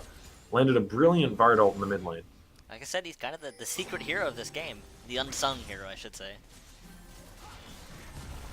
Secret hero sounds more intense. You're some sort of superhero hiding behind you. The identity of being a harmless cosmic entity. His secret identity is Bard the Bard. But really, he's Bard the hard carry. Because Raccoon has been on point. In fact, the bottom lane for Supernova have been on point this game. We ragged on CoreTNZ's lane, and I think rightfully so. He still probably should have had that lane a little bit more under control, but his mid and late game have more than made up for it. And maybe it was just game one that they didn't actually get to the point where CoreTNZ could play this well, or maybe CoreTNZ, he does better when he's under pressure. Some players are in that wheelhouse, but Yamayugi and Pluckin' Penguin are in the 1v1. Penguin's still coming out on top there, at the very least. Penguin can definitely out-duel Yamayugi at this point, it seems. The effect of the Titanic Hydra, I imagine. That, and he's still ahead in levels. Yeah, he's ahead by a level. He's got a full build except for completion on one of his items, plus an elixir running. So he's basically at max power level. And it's over 9,000 for sure. The good news for that, on that note, for Supernova is that he's not going to get much stronger. That's true, and we've already seen that that CoreTNZ is capable of deleting him if given the opportunity. Well, there's another Tempered Fate. Yeah, this one not quite as effective. He got a minion. He showed that minion to his boss. Bard is boss. But I don't think things are as tight as they were maybe just 10 minutes ago when a mistempered fate caused quite a bit of tension for Supernova. At this point, they can kind of afford to not connect with that. Obviously, it's not ideal, but they're no longer quite as under the gun as they were before. We're pretty much reaching 4 or 5 and 6 items for everybody now, so it's getting to the point where gold no longer is relevant. And at that point, I'd say Ryze and Caitlyn outperform Orianna and Ez in terms of damage at the very least. I mean, it's not like Orianna and Ezreal are not very solid, but on top of the fact that Caitlyn and... What's Caitlyn? Who's Caitlyn? There's no such thing as Caitlyn. Not anymore, at least. You mentioned the name, I just don't know what you're talking about anymore. I can't remember. But on top of the fact that Caitlyn and Ryze do quite a bit of damage, they've also got a third carry with Ednog. Oh, Tempered Fate didn't land again. They are kind of under the gun now. No AD carry is a bit of a big deal this late in the game. From Barcode as they push in onto an inhibitor turret. Just getting this inhibitor would be a for NCSU. Hani as well trying to be a tank, but he isn't at this point. The inhibitor turret goes down. We'll see at what cost, though. 3-man Gnarl from Giscard. 3-man Wallop as well. A beautiful set of abilities there from Giscard. It's paying off to some degree. This is incredibly messy. Flash forward on the Barcode, and Focus is just too strong now, even with that incredibly played Gnar. Giscard avoiding the realm warp, but he's still in huge trouble here. There's the slow, the meep to follow. But the leap gets away. Oh no, case of the whole minion autos too. Okay. So, despite the catch on Cortians, they weren't able to deal with Focus. They dumped everything on Yamayuki to kill him really quickly, but Focus then just kind of came in with a machine gun with Eggnog and just... And Eggnog did a great job of splitting up that fight too. Absolutely. He spent the majority of it in Sonya's, I believe, but before dropping into that, he did put down the equalizer like right along sort of the entrance to the ramp into the base, and that cut off the support in jungle from the rest of the team. So well played well played Rumble as well. Absolutely, it was very well. Definitely placed where it needed to be to have pretty good effect. Mm-hmm. We're not quite at 6 items for everyone, we're definitely getting there. Seeing that Giscard is opting for more magic resist, which makes sense. Definitely. Yeah, gives a team with 2 AP carries. And even the damage from Redemption, I mean, that's something... Oh, no, that's true damage, isn't it? That's not magic damage. Why was I thinking that was magic damage? I don't know. Huh. Forgive me, for I have sinned. Perhaps I can be redeemed. Eh? Yeah, it's definitely the possibility. Redeemed with bad jokes? If you make several bad jokes before the game ends, I can forgive you. Alright, well, Baron is back on the table, and the slithery purple monster is likely to be a hot point of contention. Dragon will be with us in a few minutes as well, I believe. And it will be an Elder Drake next time it's up. Good damage there on to Focus, but good ult on the Plucking Penguin. Nice double stun. There's the Rumble ulti as well. This could be that Supernova dreamed of. Shadow Visions is going to be melted, and Raccoon will be tunneling his team forward to victory. Double stun from Giscard, but once again, it is too little, too late. And here comes the Realm Warp. A whole team shows up to auto-attack Ezreal once. But nonetheless, they're going to take a little bit more than a kill into Ezreal as they push their way into the base. Absolutely. That's almost certainly going to be Supernova taking the win here if they can get some minions. They're going to back away and go for Baron. Penguin is still alive. Penguin's alive. We could see a repeat performance. There is a tunnel for him to will position. likely be in the Baron pit this time, though. I'd imagine. I don't think he's going to make the same mistake. All right, we'll see. There's no tunnels near... Oh, no, there's a tunnel. There's a tunnel up towards the top side. But they are no. melting that Baron.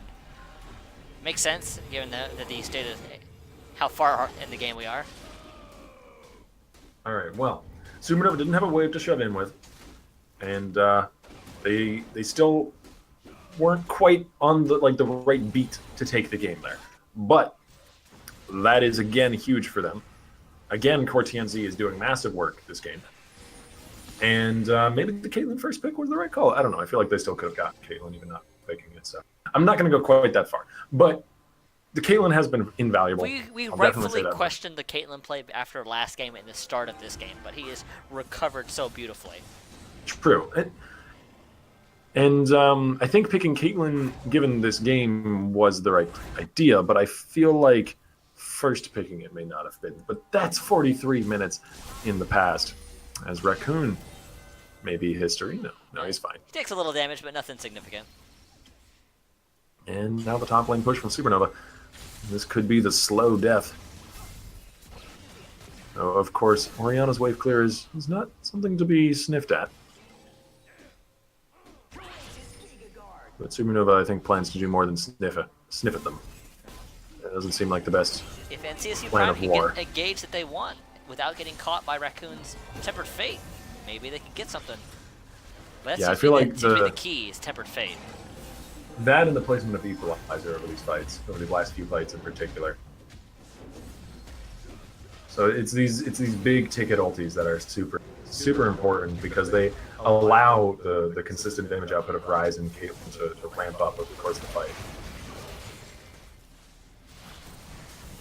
Unless Shadow Visions just takes the damage without having the ult. There's the Bard ulti.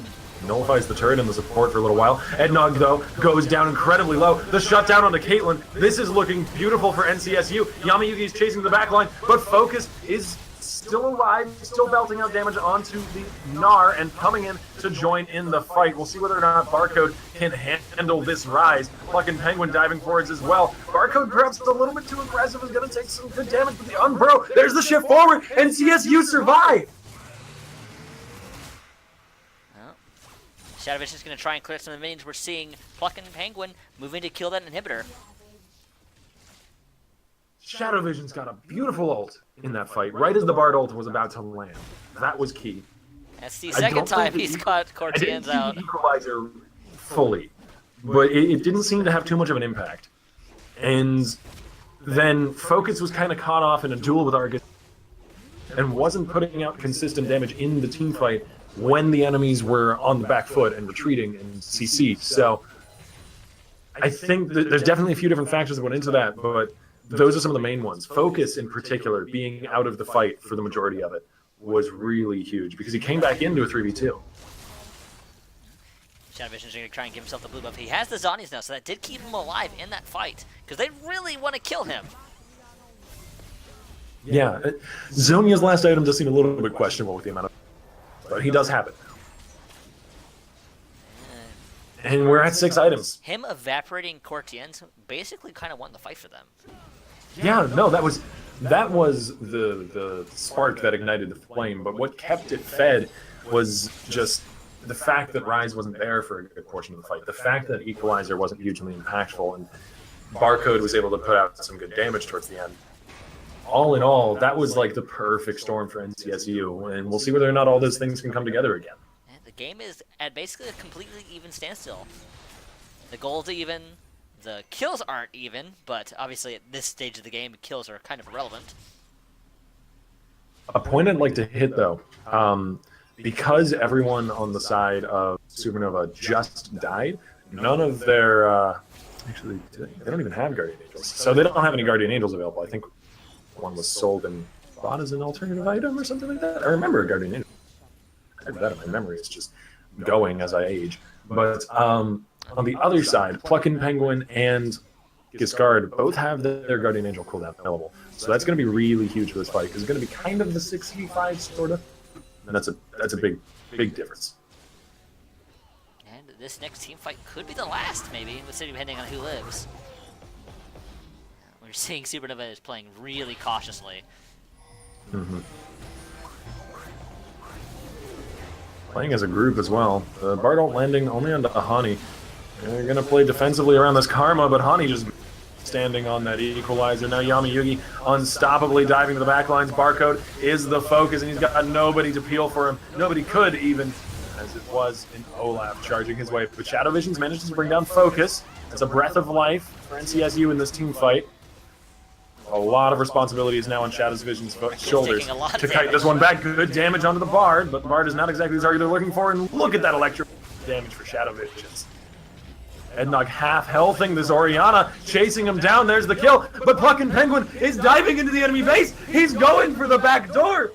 Giscard is buying as much time as he can. Penguin is being countered out here, though, by Yami Yugi, and he has to back away. This could be the end of it all. Supernova are going top lane? Just run down mid? They are completely... They don't have a minion wave, I suppose, so they're going to go top lane because that's where they're going to try and shepherd a minion wave in to go for the victory. This does actually make sense. Even though they have the open and hit mid. But Hani has revived, Penguin is alive. Even just throwing their bodies at the fire, these two may be able to hold off for a little bit longer, at least from losing. And they got a Nexus turret with Penguin diving to the other side of the map to grab that. Cortian's getting a nice crit. They only lose one inhibitor. Supernova is playing so reservedly right now. They don't even take the mid lane inhib. They could have taken that on the way up top lane. They could easily have taken the mid lane inhib, rotated top lane through the turret, tanked it up. It doesn't matter. Only Hani was going to be there. Provided they had, like, one of the tankier or higher health members tank it up, that wouldn't have been a bad thing. And I'm not saying, like, tank it up while you're taking it. Just walk through it to get to the minion wave, to take the shortest path, and then shepherd the minion wave forward to take a second inhibitor. And you could have had 2 inhibs down pretty darn easy. Absolutely. This is... Instead, they only have half the pressure, and that's a pretty big deal. Because Baron is now up. They are positioning for that Baron. We do see that Giscard's on the outside of the map, but he does have teleport still. Alright, well, there's the Baron started off. This will die very quickly. Actually, they've got one of the carries still in the mid lane. Now there's a teleport coming in behind the Baron pit. Shadow Visions is looking for the setup for his ulti, but he gets caught out by Raccoon. And this is once again probably a dead Orianna. He holds himself in gold for a little bit longer, but Shadow Visions is melted. Pluckin' Penguin is going to go down as well. Does have the GA, but that's not going to be nearly enough. Cortien Z is there. Oh, and that is the death knell for Supernova. Shadow Visions turning way too dangerous of a corner. It seems to be a theme with And Shadow that Visions tosses is the he game occasionally away. just gets caught like Oh, that. Barcode is likely dead as well. He's turning it back around. He's getting great damage onto Focus. He gets... Oh, but what is it going to matter, though? Because they're rushing down mid lane, and Hani is the only one left to defend. We'll see if Barcode can get back there in time. He tosses his ult into the fray, but Yami Yugi's just going to tank that turret right up. Those turrets, in fact, plural. And Hani can do nothing about this. Just watch the game fall to tatters. They've got 25 seconds on the Orianna. We'll see if they can buy themselves 25 seconds. Flashback from Raccoon. Raccoon's going to go down. Barcode is flanking in from behind. He's getting good damage onto Cortez, but the Nexus is gone. We're 1-1 and going to game 3. What a game. Oh my god. And what an anticlimactic and disappointing ending as well. And I mean, not flanked by Barcode, that was climactic, but sure. But just Shadow Visions turning a rough corner and getting absolutely decimated for it. Throwing that fight away for his team, honestly. And I wouldn't say that he threw the whole game away because there were tons of factors leading up to that fight happening in the first place, but definitely that fight, Shadow Visions was in the wrong place at the wrong time. Absolutely. Raccoon was looking for it. He had vision. He got the Tempered Fate down, and there's nothing that Shadow Visions could do about it. So that is definitely going to be taking us to a game 3, 1-for-1, and this game could go to either team at this rate. All right, give us just a few minutes to get into the final game of the night, and we'll have it running and casted for you very shortly. Don't go anywhere, guys. We'll be right back.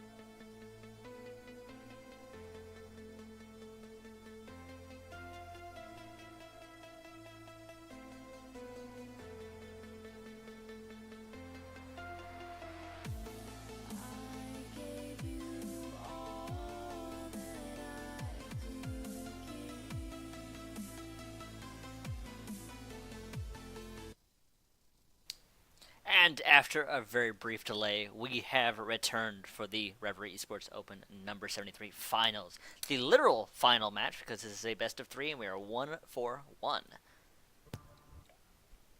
And there's a bit of a gauntlet for whichever team wins this, because you go right from playing tonight until the small hours of the night, because this tournament has taken a good amount longer than most of them do, and go right into tomorrow's buy-in tournament, because that is the prize for winning. You get a free entry into the buy-in tournament that we hold monthly, which will be tomorrow.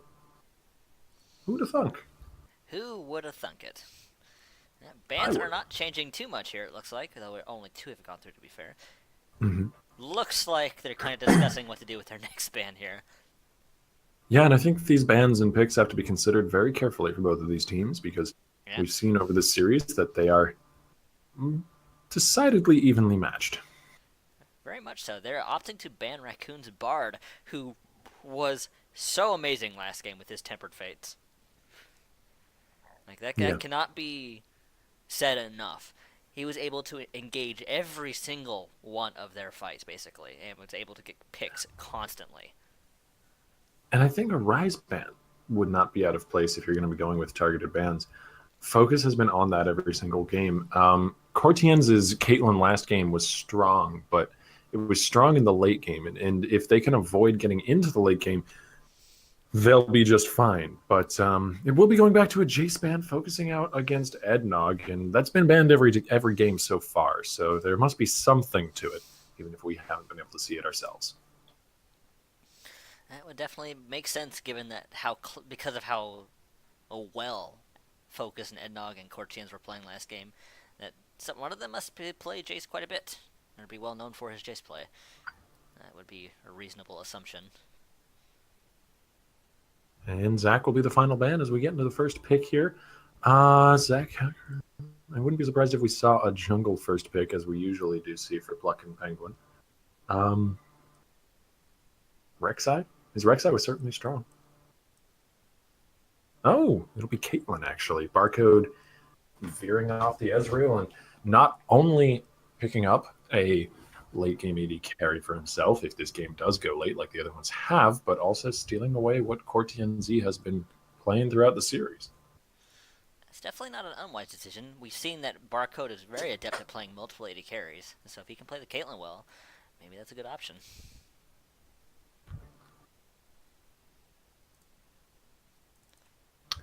Next 2 picks are going to be real interesting. I'm actually just thinking through what they could go with. Yami Yugi's Olaf was strong, and Karma to back it up. Yeah, that makes a good amount of sense. Turning that Olaf into a literal train as he just barrels through the enemy team. Rek'Sai, I still think, would be good.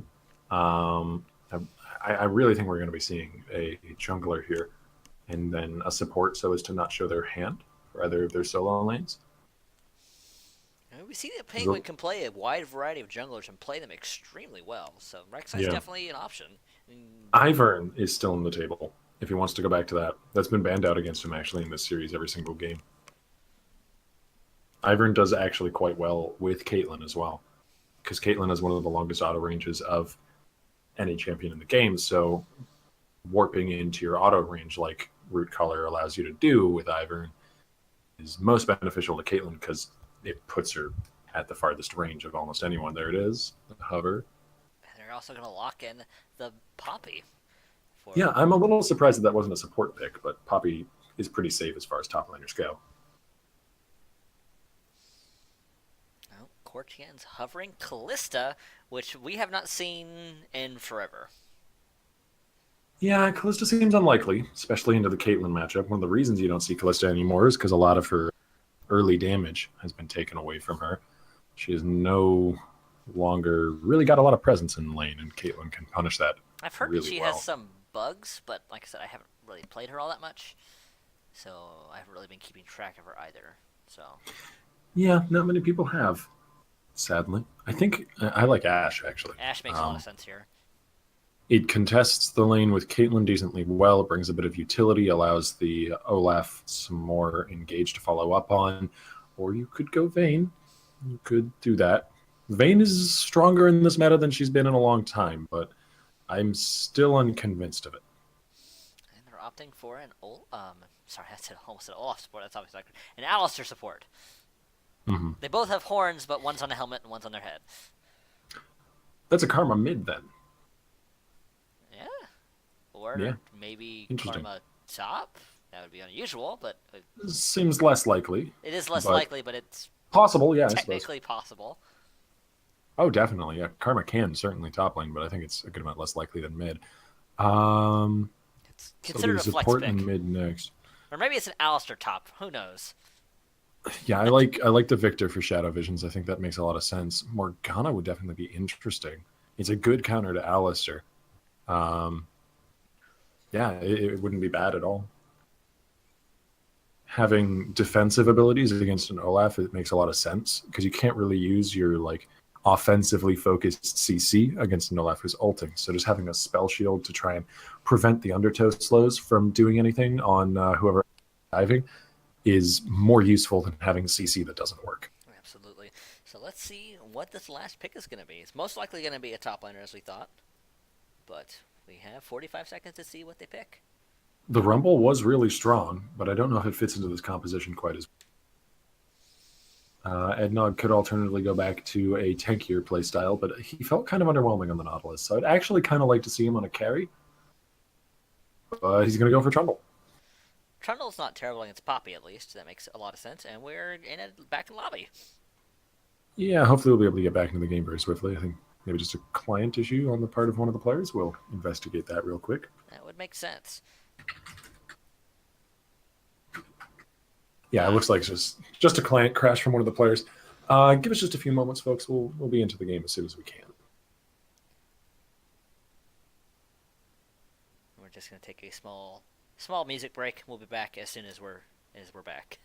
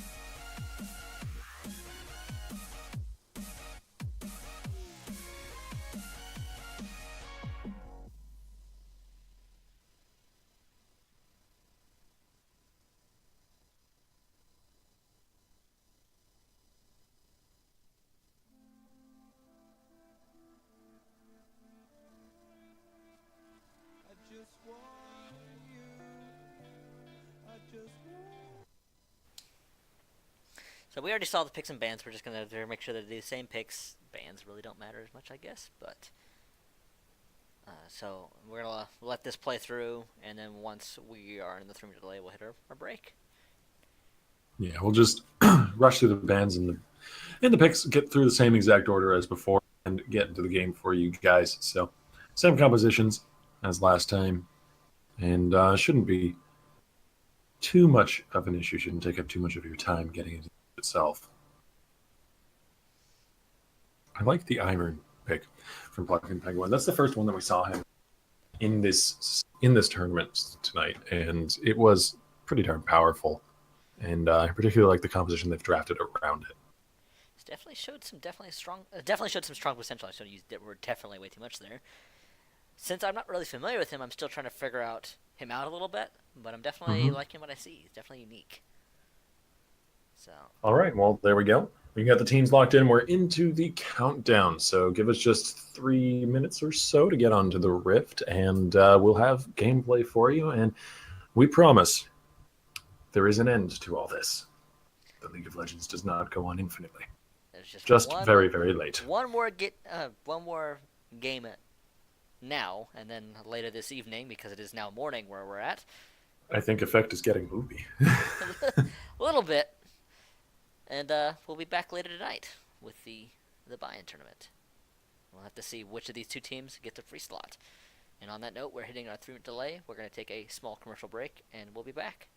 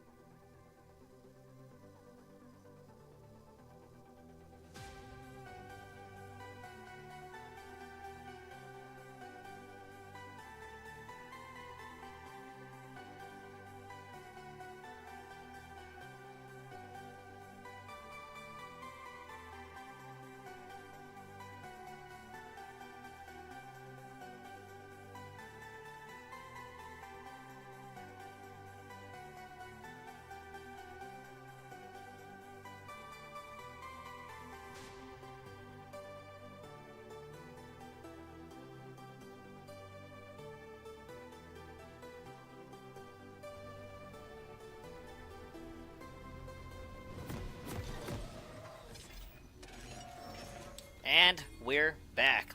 For those of you who are just joining us, this is the last round of our final match between NCSU Prime and Supernova Gemini. Gemini. Gemini. And for those of you who are just joining us, why aren't you asleep? I want to be asleep. But I've got League of Legends to talk about. And how can you sleep when there's League of Legends to talk about? I know I can't. I am paid not to, actually, so I really can't. Oh, looking for a right. pick here. Oh, but the binding doesn't land, but the other binding does. Root Collar connecting into Yamayugi, and there is first blood going over to Hani, actually. NCSU Prime getting a nice little start here. Hani, I killed the Olaf. The rest of the cast is just going to be me making bad jokes and references to shows from the 90s. I hope you're all buckled up and ready. And then occasionally incoherent speak from me. Yes. Yes. Every once in a while. Effect will just chime in with something that sounds like English, but really isn't quite. Close enough. It counts. We are playing hand shoes and horse grenades, after all. With the occasional nuke. The only way to play, really. Every sport should have nukes. No sports should have nukes. None of them. Oh, man. Oh, man. Who's the target? Who are they going for? Raccoon finds Hani. Cortienz is tumbling forward. The instant reaction from Barcode, though, the ignite. The Cortienz as he flashes away. And, level 1 bush tactics just don't seem to work for this man. Cortien's definitely not having the lucky ones that are being... Not sure if the flash is needed, but he was definitely not interested in getting binded there. No, not in the least. He was entirely uninterested in what Hani was selling. And now we settle into the lane proper between these two, which should, in theory, go over to Barcode, as Caitlyn most definitely has the lane advantage into a vein. Two games in a row, he's had control of the lanes despite being in an inferior matchup. And let's see how he does with the team. Yeah, and now he's in the favorable matchup. So, I'd imagine the lane goes in his favor for sure, as he just picks away at Cortienz with those needling little auto attacks. Poke. Thank you for the commentary. Giscard, he has the Curse of the Colossus, though. Shield, but my god, the damage from Adnog as he steals away that Poppy's AD along with her health. Solo kill for Adnog top lane. That's a good start for him, for sure. Absolutely. Here comes, speaking of things, here comes Yamayugi. Oh, the flash away in kind from Barcode gets him away from Raccoon's Pulverize, and a nice binding from Hani stalls up Yami, but we'll see if that's enough. Barcode still goes down. Yami weaves his way in there with a ghost for a few undertows. Despite the first blood going over to... Despite the first blood onto Yami, looks like Supernova is doing just fine. They're able to pick up 2 kills really quickly. 1 solo kill in the top lane, and then the gank in the bot. Mm-hmm. And the continued focus on bottom lane is not exactly out of character for Yami, as he's been down here a few times over the series. That's a teleport in from Focus. They're looking to catch out Hani as well. The dive under the Plucking Penguin is here, flashing in for the shield, and now Raccoon may go down. The turret bringing him dangerously low, but Plucking Penguin can't quite finish the kill. He actually didn't have the ranged autos long enough to get it. The way Ivern works, while in a bush, his auto attacks become ranged a little bit longer, or actually I believe just about the range of a Vayne auto attack. And then for a few moments outside of the bush, he maintains that ranged effect as well. He nearly had it long enough to kill Raccoon there, but his auto attacks became melee just as he was about to get it. Cortien's maybe in trouble? Nope. The snare not lasting long enough for the trap to go down. Worth noting that Penguin saved the life of Hani. Hani was so close to going down. Despite not getting the kill, he definitely did accomplish something there, and that was to save the support's life. And all that is traded for the teleport from Focus, a lot of time in the bottom lane from Supernova, and Barcode may very well be able to regain control of the lane. Yeah, definitely interesting to see Supernova playing so progressively in this game compared to the previous games. Because they've... Notably, their early game starts have not been great. Obviously, with the exception of last game's mid-game, they recovered nicely. it's definitely a good change of pace, and I feel like that's definitely what they need, because last game, even though it was a victory for them, Raccoon could be in some trouble, still missing both summoners, but Contemptible Penguin gets him out of the fight, and I think Hani's going a little bit too aggressively here. He's got to land that final shot for the Silver Bolts.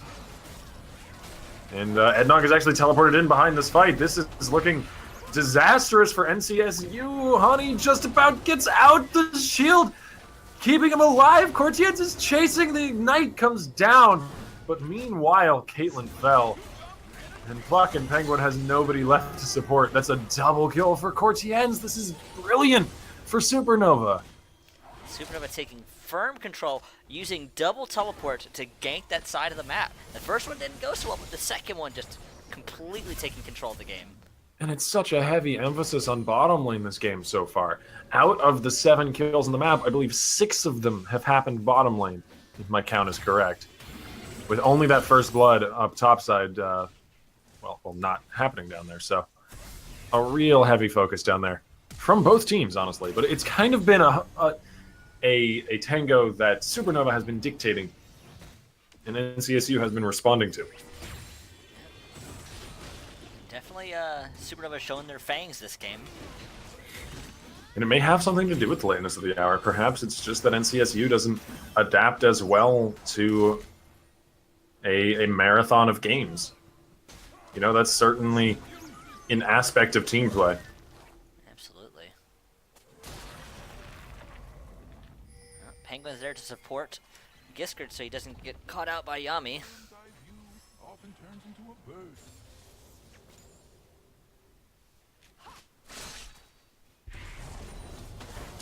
And something I've noticed over the course of this game is that Pluckin' Penguin has gone from being this really aggressive jungler over the last 2 games to now, in this match, basically only being reactive and being able to like save people's lives, showing up to failing situations all across the board. He's never had a chance to try and make something happen himself, and that's been really rough because Penguin has been one of the biggest influences on the map for his team over this series. I would honestly say that if we awarded MVP, we may very well.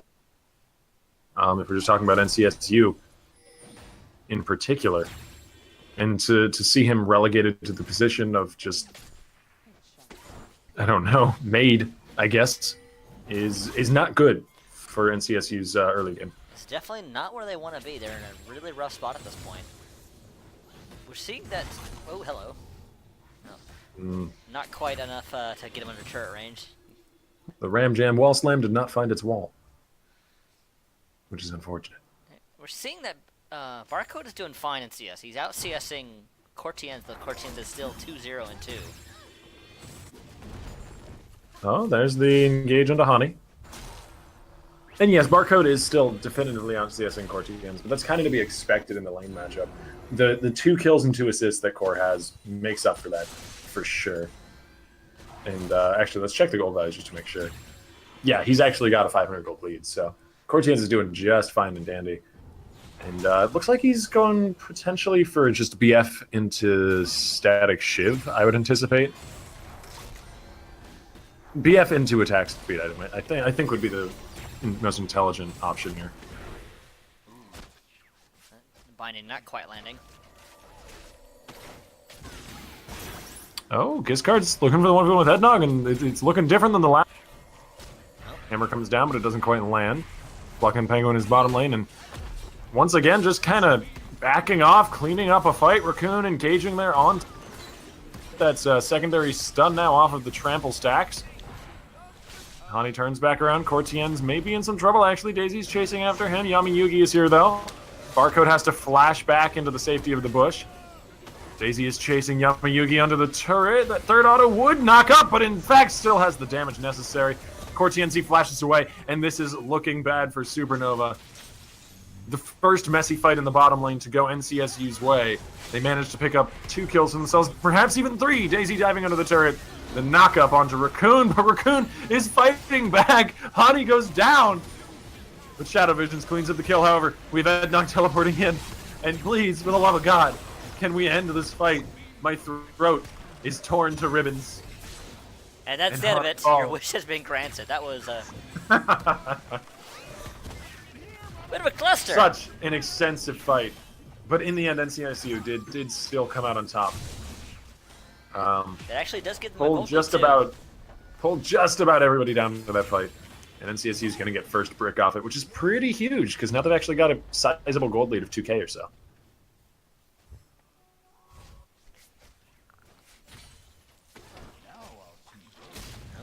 Oh no, Penguin, never mind. Yugi's like, nah. However, Cortians might not be feeling the same. Yeah, I think Penguin actually gets out of here. No! Okay, I forgot. That's a mid lane karma. It's a mid lane karma, not a support Yep. karma. Yep. Good night. Hey, chop that tree down. For sure. Timber and all that. Tree jokes. Oh man, it's late. Is he a tree? Okay. He's a tree. Yeah, he's a tree. Tree. What is that question? It looks more like a not a tree, but a plant of some kind. He's a tree. A very thin Of course bush. he's a tree. He's not a bush. The man is a tree. Give him the respect he is due. I'm not gonna get off this. He's a tree. Do you admit he's a tree? I will surrender the point. Okay, he's a tree. Good. We've established that to my satisfaction. Ednog, with the subjugation down, is too much of a force to be reckoned with for Giscard. But once that ult is down, perhaps he can turn back around for the fight. I don't know why Yami charged in there. He'll be able to walk back out again. He has Olaf, but that seems a little bit overzealous. Nicely placed pillar, but Giscard's going to flash over it, hoping that shield toss would be enough, but the buckler just didn't have it in it. Fortunately, he doesn't quite have the damage to kill him right away. We're just seeing that Eggnog is going for the Titanic Hydra, whereas Giscard's going for the Sunfire Cape, which is typical, not unusual. Alright, well, after taking that bottom lane turret, they have swapped Caitlyn up to the top side, so they may be looking for another turret for themselves. That does mean that Core TNZ is not being contested anymore. He's actually evened up the CS, which is quite nice for him. Ooh, Shadow Vision's in Shadow trouble. Visions... Oh, there's the auto. Focus gets it. Fucking Penguin's looking for the kill into Yami, though. One more from the big old Daisy might do it. Yeah, actually, Daisy doesn't seem to do all that much damage. Still learning the damage values on Ivern here. But a shield from Karma keeps him alive. Core TNZ trying to knock back Hani, but the spell shield is there. Hani gets the kill. Now up top side, we have some more action, because of course we have more action. This game is more action-packed than a Michael Bay Summer Smash.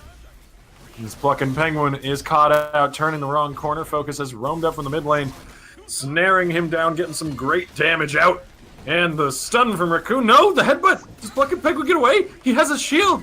He lands the snare into Raccoon, but the pillar is there. And Eggnog will chomp away any dreams he had of living. Well, Raccoon almost letting him get away, but not quite. Eggnog there to save the day. And that's going to be a turret forfeit now, as Supernova Gemini take back control of the game to some degree. They're still actually down in goal, but that'll change once this turret falls. They're trying to get Hani, but they're Oh, really nice cupcake there from Varco, but it's not enough to save the life of his support, and indeed, not enough to save his own life, perhaps, as the red buff burning seals his fate with a double kill chomp from Eggnog. This Trundle is just magnificent this game. And Eggnog is actually going to get sped out of there. The Chaos Storm comes down. Raccoon is forfeit. Makes his way out. And now Yami Yugi is chasing down Shadow Visions. Fucking Penguin once again just trying desperately to keep his team alive. But they simply refuse. Daisy doing things.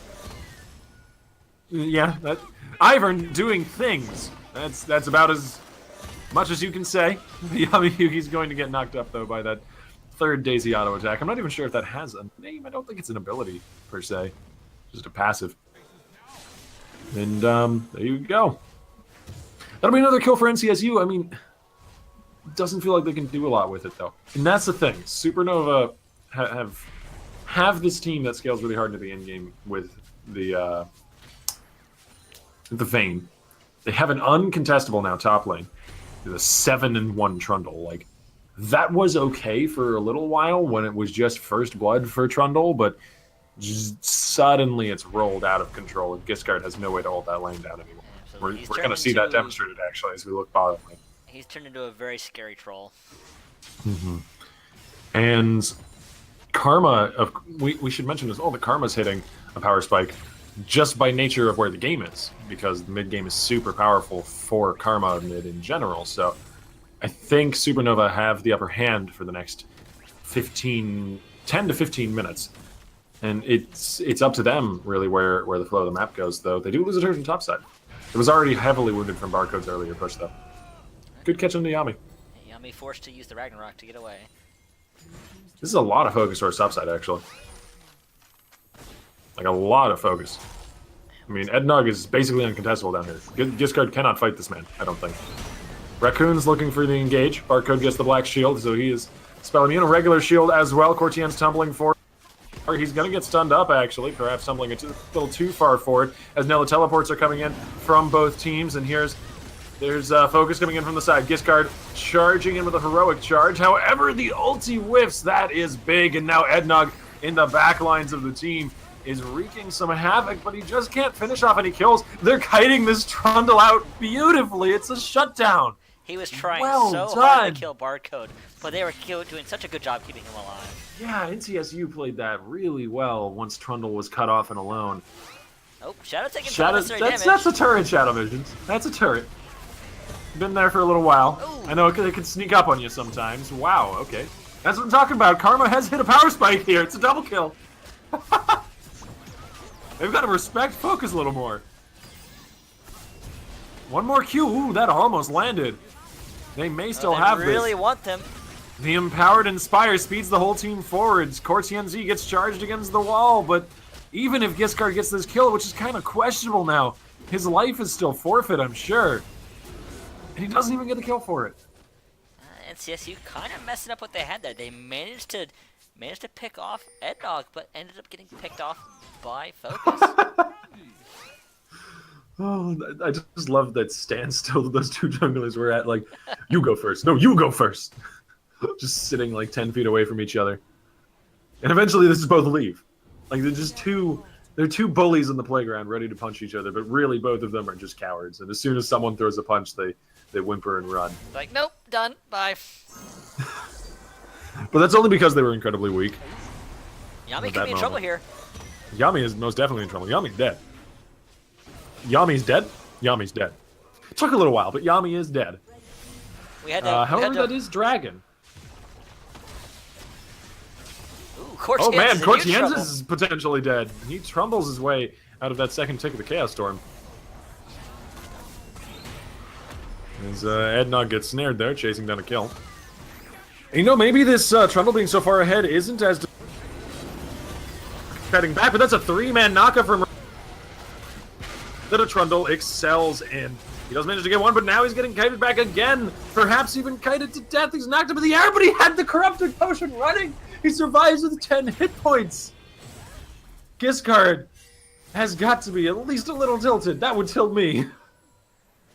And now Hani and Barcode are trying to chase down some kills, but it's some dangerous prey. This is a mid-game AP Karma, and there's the dub. Again, They have they're no not respect respecting this damage. They really don't. Because that first Q would have killed Barcode if not for the Black Shield. Yeah. And he still managed to get it. I mean, he flashed forward. Like, this is Karma's time to shine right now.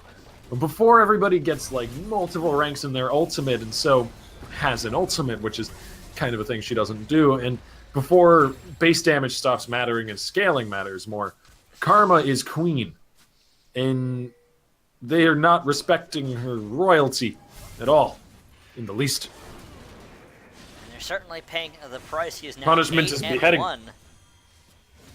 8 beheadings.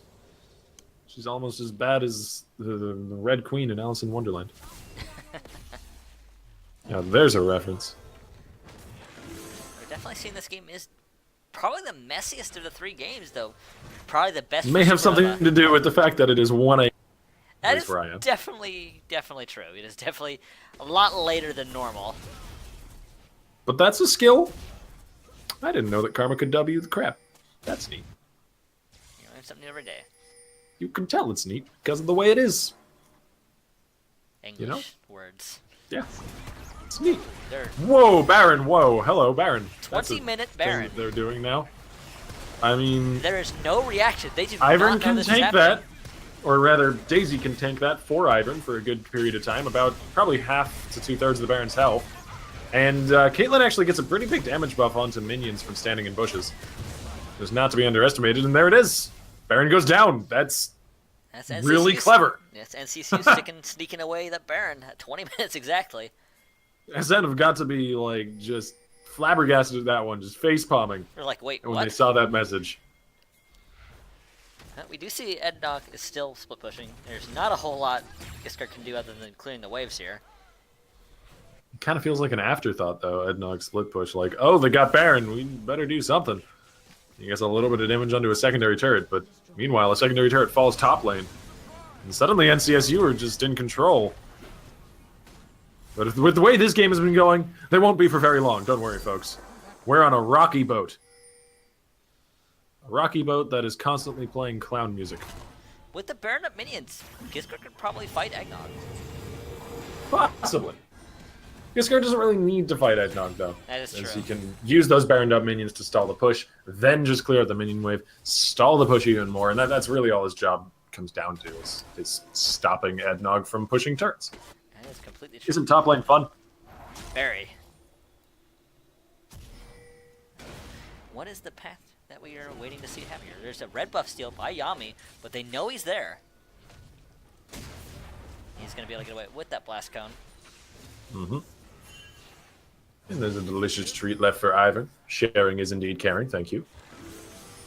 And I think that outer turret is set well in the eyes of NCSU. Karma's wave clear is somewhat sizable, but I think they'll be able to push through it with the Caitlyn. As Giskard is bottom really lane dangerous. He has that death cap now. And Baron buff minions, though, are something of a difficulty at only 22 minutes. So this turret is, in fact, forfeit. we're seeing that- Oh, man. Oh, There's that good damage onto Hani. They're going to follow it up. They're diving all... that Morgana, perhaps a little bit overzealous from Olaf, as now Ednog teleporting into the back of the fight is looking to get kited out as well. And really, they just cannot touch this Caitlyn, or at least they can't make the touch and stick. As they're getting run down now. Cortienzi gets snared up by the root collar. There's the flash in. and that is the an finish. ace at 22 minutes. They still have And Baron. This could be a I think really that's an strong unofficial push. quadra, actually, for Caitlyn. This could be an inhibitor. This is an inhibitor, honestly. NCSU just massively regained control of this game. I mean, Yami- laning phase was super messy on both sides, but it seems like they're just playing these team fights better. That was really risky from Giskard to base in that bush. Yami was like, I'm gonna get you. I'm gonna get you, Barcode. And the Barcode's like, nope, bye. And just Yeah, I mean, that's what I'm talking about with Morgana, though. Like, the Black Shield is super powerful for countering out an Olaf, because however fast he runs, if he can't slow his opponent, it makes it all that much easier to get away. And then on top of that, Barcode is just doing a lot of damage now. He's got 2 core items completed, so working on a third. Yami cannot afford to run through a team to the Caitlyn. He has to find a better path. And that may not be it, as he turns a dangerous corner there. He has to blast cone away. Very smart use of the blast gun, though. That is going to be a dragon being taken. This would be very good for NCSU when they siege. Yeah, Ocean Drake with a Caitlyn team is strong. Shadow Visions could be caught out, but I don't know. Ednog I think it's the other way around here. went way too far on that one. The binding gets about dodged away. Thrown doesn't get out of range anyways. They do get his flash. That's pretty impactful in the low mobility trundle. Daisy does come out a little early in the trigger there. Daisy does not actually despawn though. Oh. Yeah, Daisy only goes away. Well, Daisy does despawn after quite a long time. I think you see the little cooldown bar on the top of the health. That's actually quite long. Yeah, it's what is it? A minute and a half, 2 minutes, something along that line. It's quite a long time, and will actually regen health as well. Huh. After taking damage, as you can see right there. Learn something new about Daisy Ivern. is quite powerful. Probably the most powerful minion in the game. which is really interesting. It's a direction that Riot has explored now and then with some champions, but with Ivern, I think they've explored it a little more than some others. As his minion is probably one of the most powerful parts of his kit, offensively speaking, at the very least. Inhibitor turret under siege here as the Keeper's Verdict draws them a bit more room. And now the Inhibitor will go down. This just doesn't seem to be anything that Supernova can do about this. The laning phase looks so good. They were doing so well. They had an 8-1 Trumbull and 8-1 Karma. They're putting tons of pressure on that bot lane. And it just kind of fell apart. They just can't approach. You know, that's the main problem we've seen in a lot of these team fights. It's almost impossible for them to get within range to make use of their 8-3 Trundle and their Olaf, who isn't 8-3, but is still one of those melee sort of divers in the backline. Fucking Penguin going with the really early Elixir of Iron. Seems to be a habit of his. We've seen that 2 or 3 games now. It does make him more durable, and he gets bigger. Drinks a little bit of herbal tea. Look how tall he is now. Delicious. And tall and lanky. He's doing quite well for himself too. 4-4 and 14. Definitely showing the strength of that support jungle Ivern. Yeah, definitely. I would say that the Ivern has been instrumental in this game, actually. And he's building purely support. Like, just purely support items. The Athene's now giving that healing on the usage of his shield is just individually support. Knight's Vow, Redemption, like the 2 new support items. I'm assuming he's got that, let's do it for a long. got the Knight's Vow thing attached to Barcode to keep him alive. Yeah, that's attached to Barcode to keep Barcode alive, and also it helps in keeping fucking Penguin alive. Lifesteal based on the Caitlyn damage. In addition to that, this is Zeke's Herald on Barcode. Like, this is just such a supportive team for Barcode's Caitlyn. You can see it in the amount of damage that he's putting out, the amount of kiting that he's doing. Yeah, And look at how many buffs this Caitlyn has right now. Let me actually mouse over. Oh, I may have to get back to that in a second. A beautiful engage from Raccoon, but there's just no follow him up. He's gonna walk away, melting as he does so. Shadow Visions gets the kill, and that's gonna be NCSU taking home the victory probably. I don't see. In a even for the first 15 minutes, and then a Baron happened. That Baron was pretty much the turning point of this game. Yeah, I'd definitely say so. It allowed them an opening to shove in. It allowed them in team fights, and compositionally, they did really well in a lot of these fights because they could kite backwards, and their opponents could not get near them without taking irreparable damage. And the Baron gave them so much pressure that they could take advantage of that composition. Absolutely, we saw just so much strength in this protect the Caitlyn composition. We saw Yami multiple times This try is to why you dash probably right at see him. Ivern. Yeah, I definitely think Like, that's, moving forwards. makes With sense. Caitlyn's, with Jin's, with these really strong carries moving forward, Ivern may very well be a large part of the next professional meta once we get into Season 7. Alternatively, you could see him not played at all, but I think it's going to be one or the other. I don't think there's going to be... You're not going to see Ivern played now and then like you see with some other champions like Poppy or Rek'Sai or something like that. Ivern's either going to be like pick ban status because his style of jungle will be so strong, or not picked at all because his style of jungle won't be strong enough. Because he is so unique. Well, because he is unique, you can't be so unique. It's definitely going to be interesting to see the path the season takes, and I'll definitely have to kind of keep track of Ivern, because, like I said, this is my first set of games where I can see Ivern played to a full game, basically. And it's definitely very interesting. I like that Riot has taken such a unique approach to building a new character. Well, at 1:10 in the morning, my time, that is it for us here at Reverie, for the night at least. We'll be back tomorrow, though. Absolutely. Thanks. Well, technically back tonight. I guess. Thank you, everybody, for coming out and joining us. Thanks for sticking it out to this late evening. Congratulations to NCSU Prime. A good effort by Supernova Gemini. They were so close. But unfortunately, it is going to be NCSU Prime taking the ticket to tonight's buy-in tournament. And with that, we're going to go ahead and call it an evening. I'll just give a quick shout out to our partners/sponsors, such as Battlefly, which is the website we use to basically help create our brackets and run our tournaments. Law History app, which is a summoner lookup tool for phones such as Android and iPhone. And Vibi, which is a website that you can use to create a highlight reel without downloading any kind of software such as Sony Vegas. And on that note, we're going to call it an evening. Morning. We're going to call it an early morning. Thanks for watching, guys. We will see you tonight if you decide to join us. I hope you do. And with that, we're going to call it a night. See you, everybody.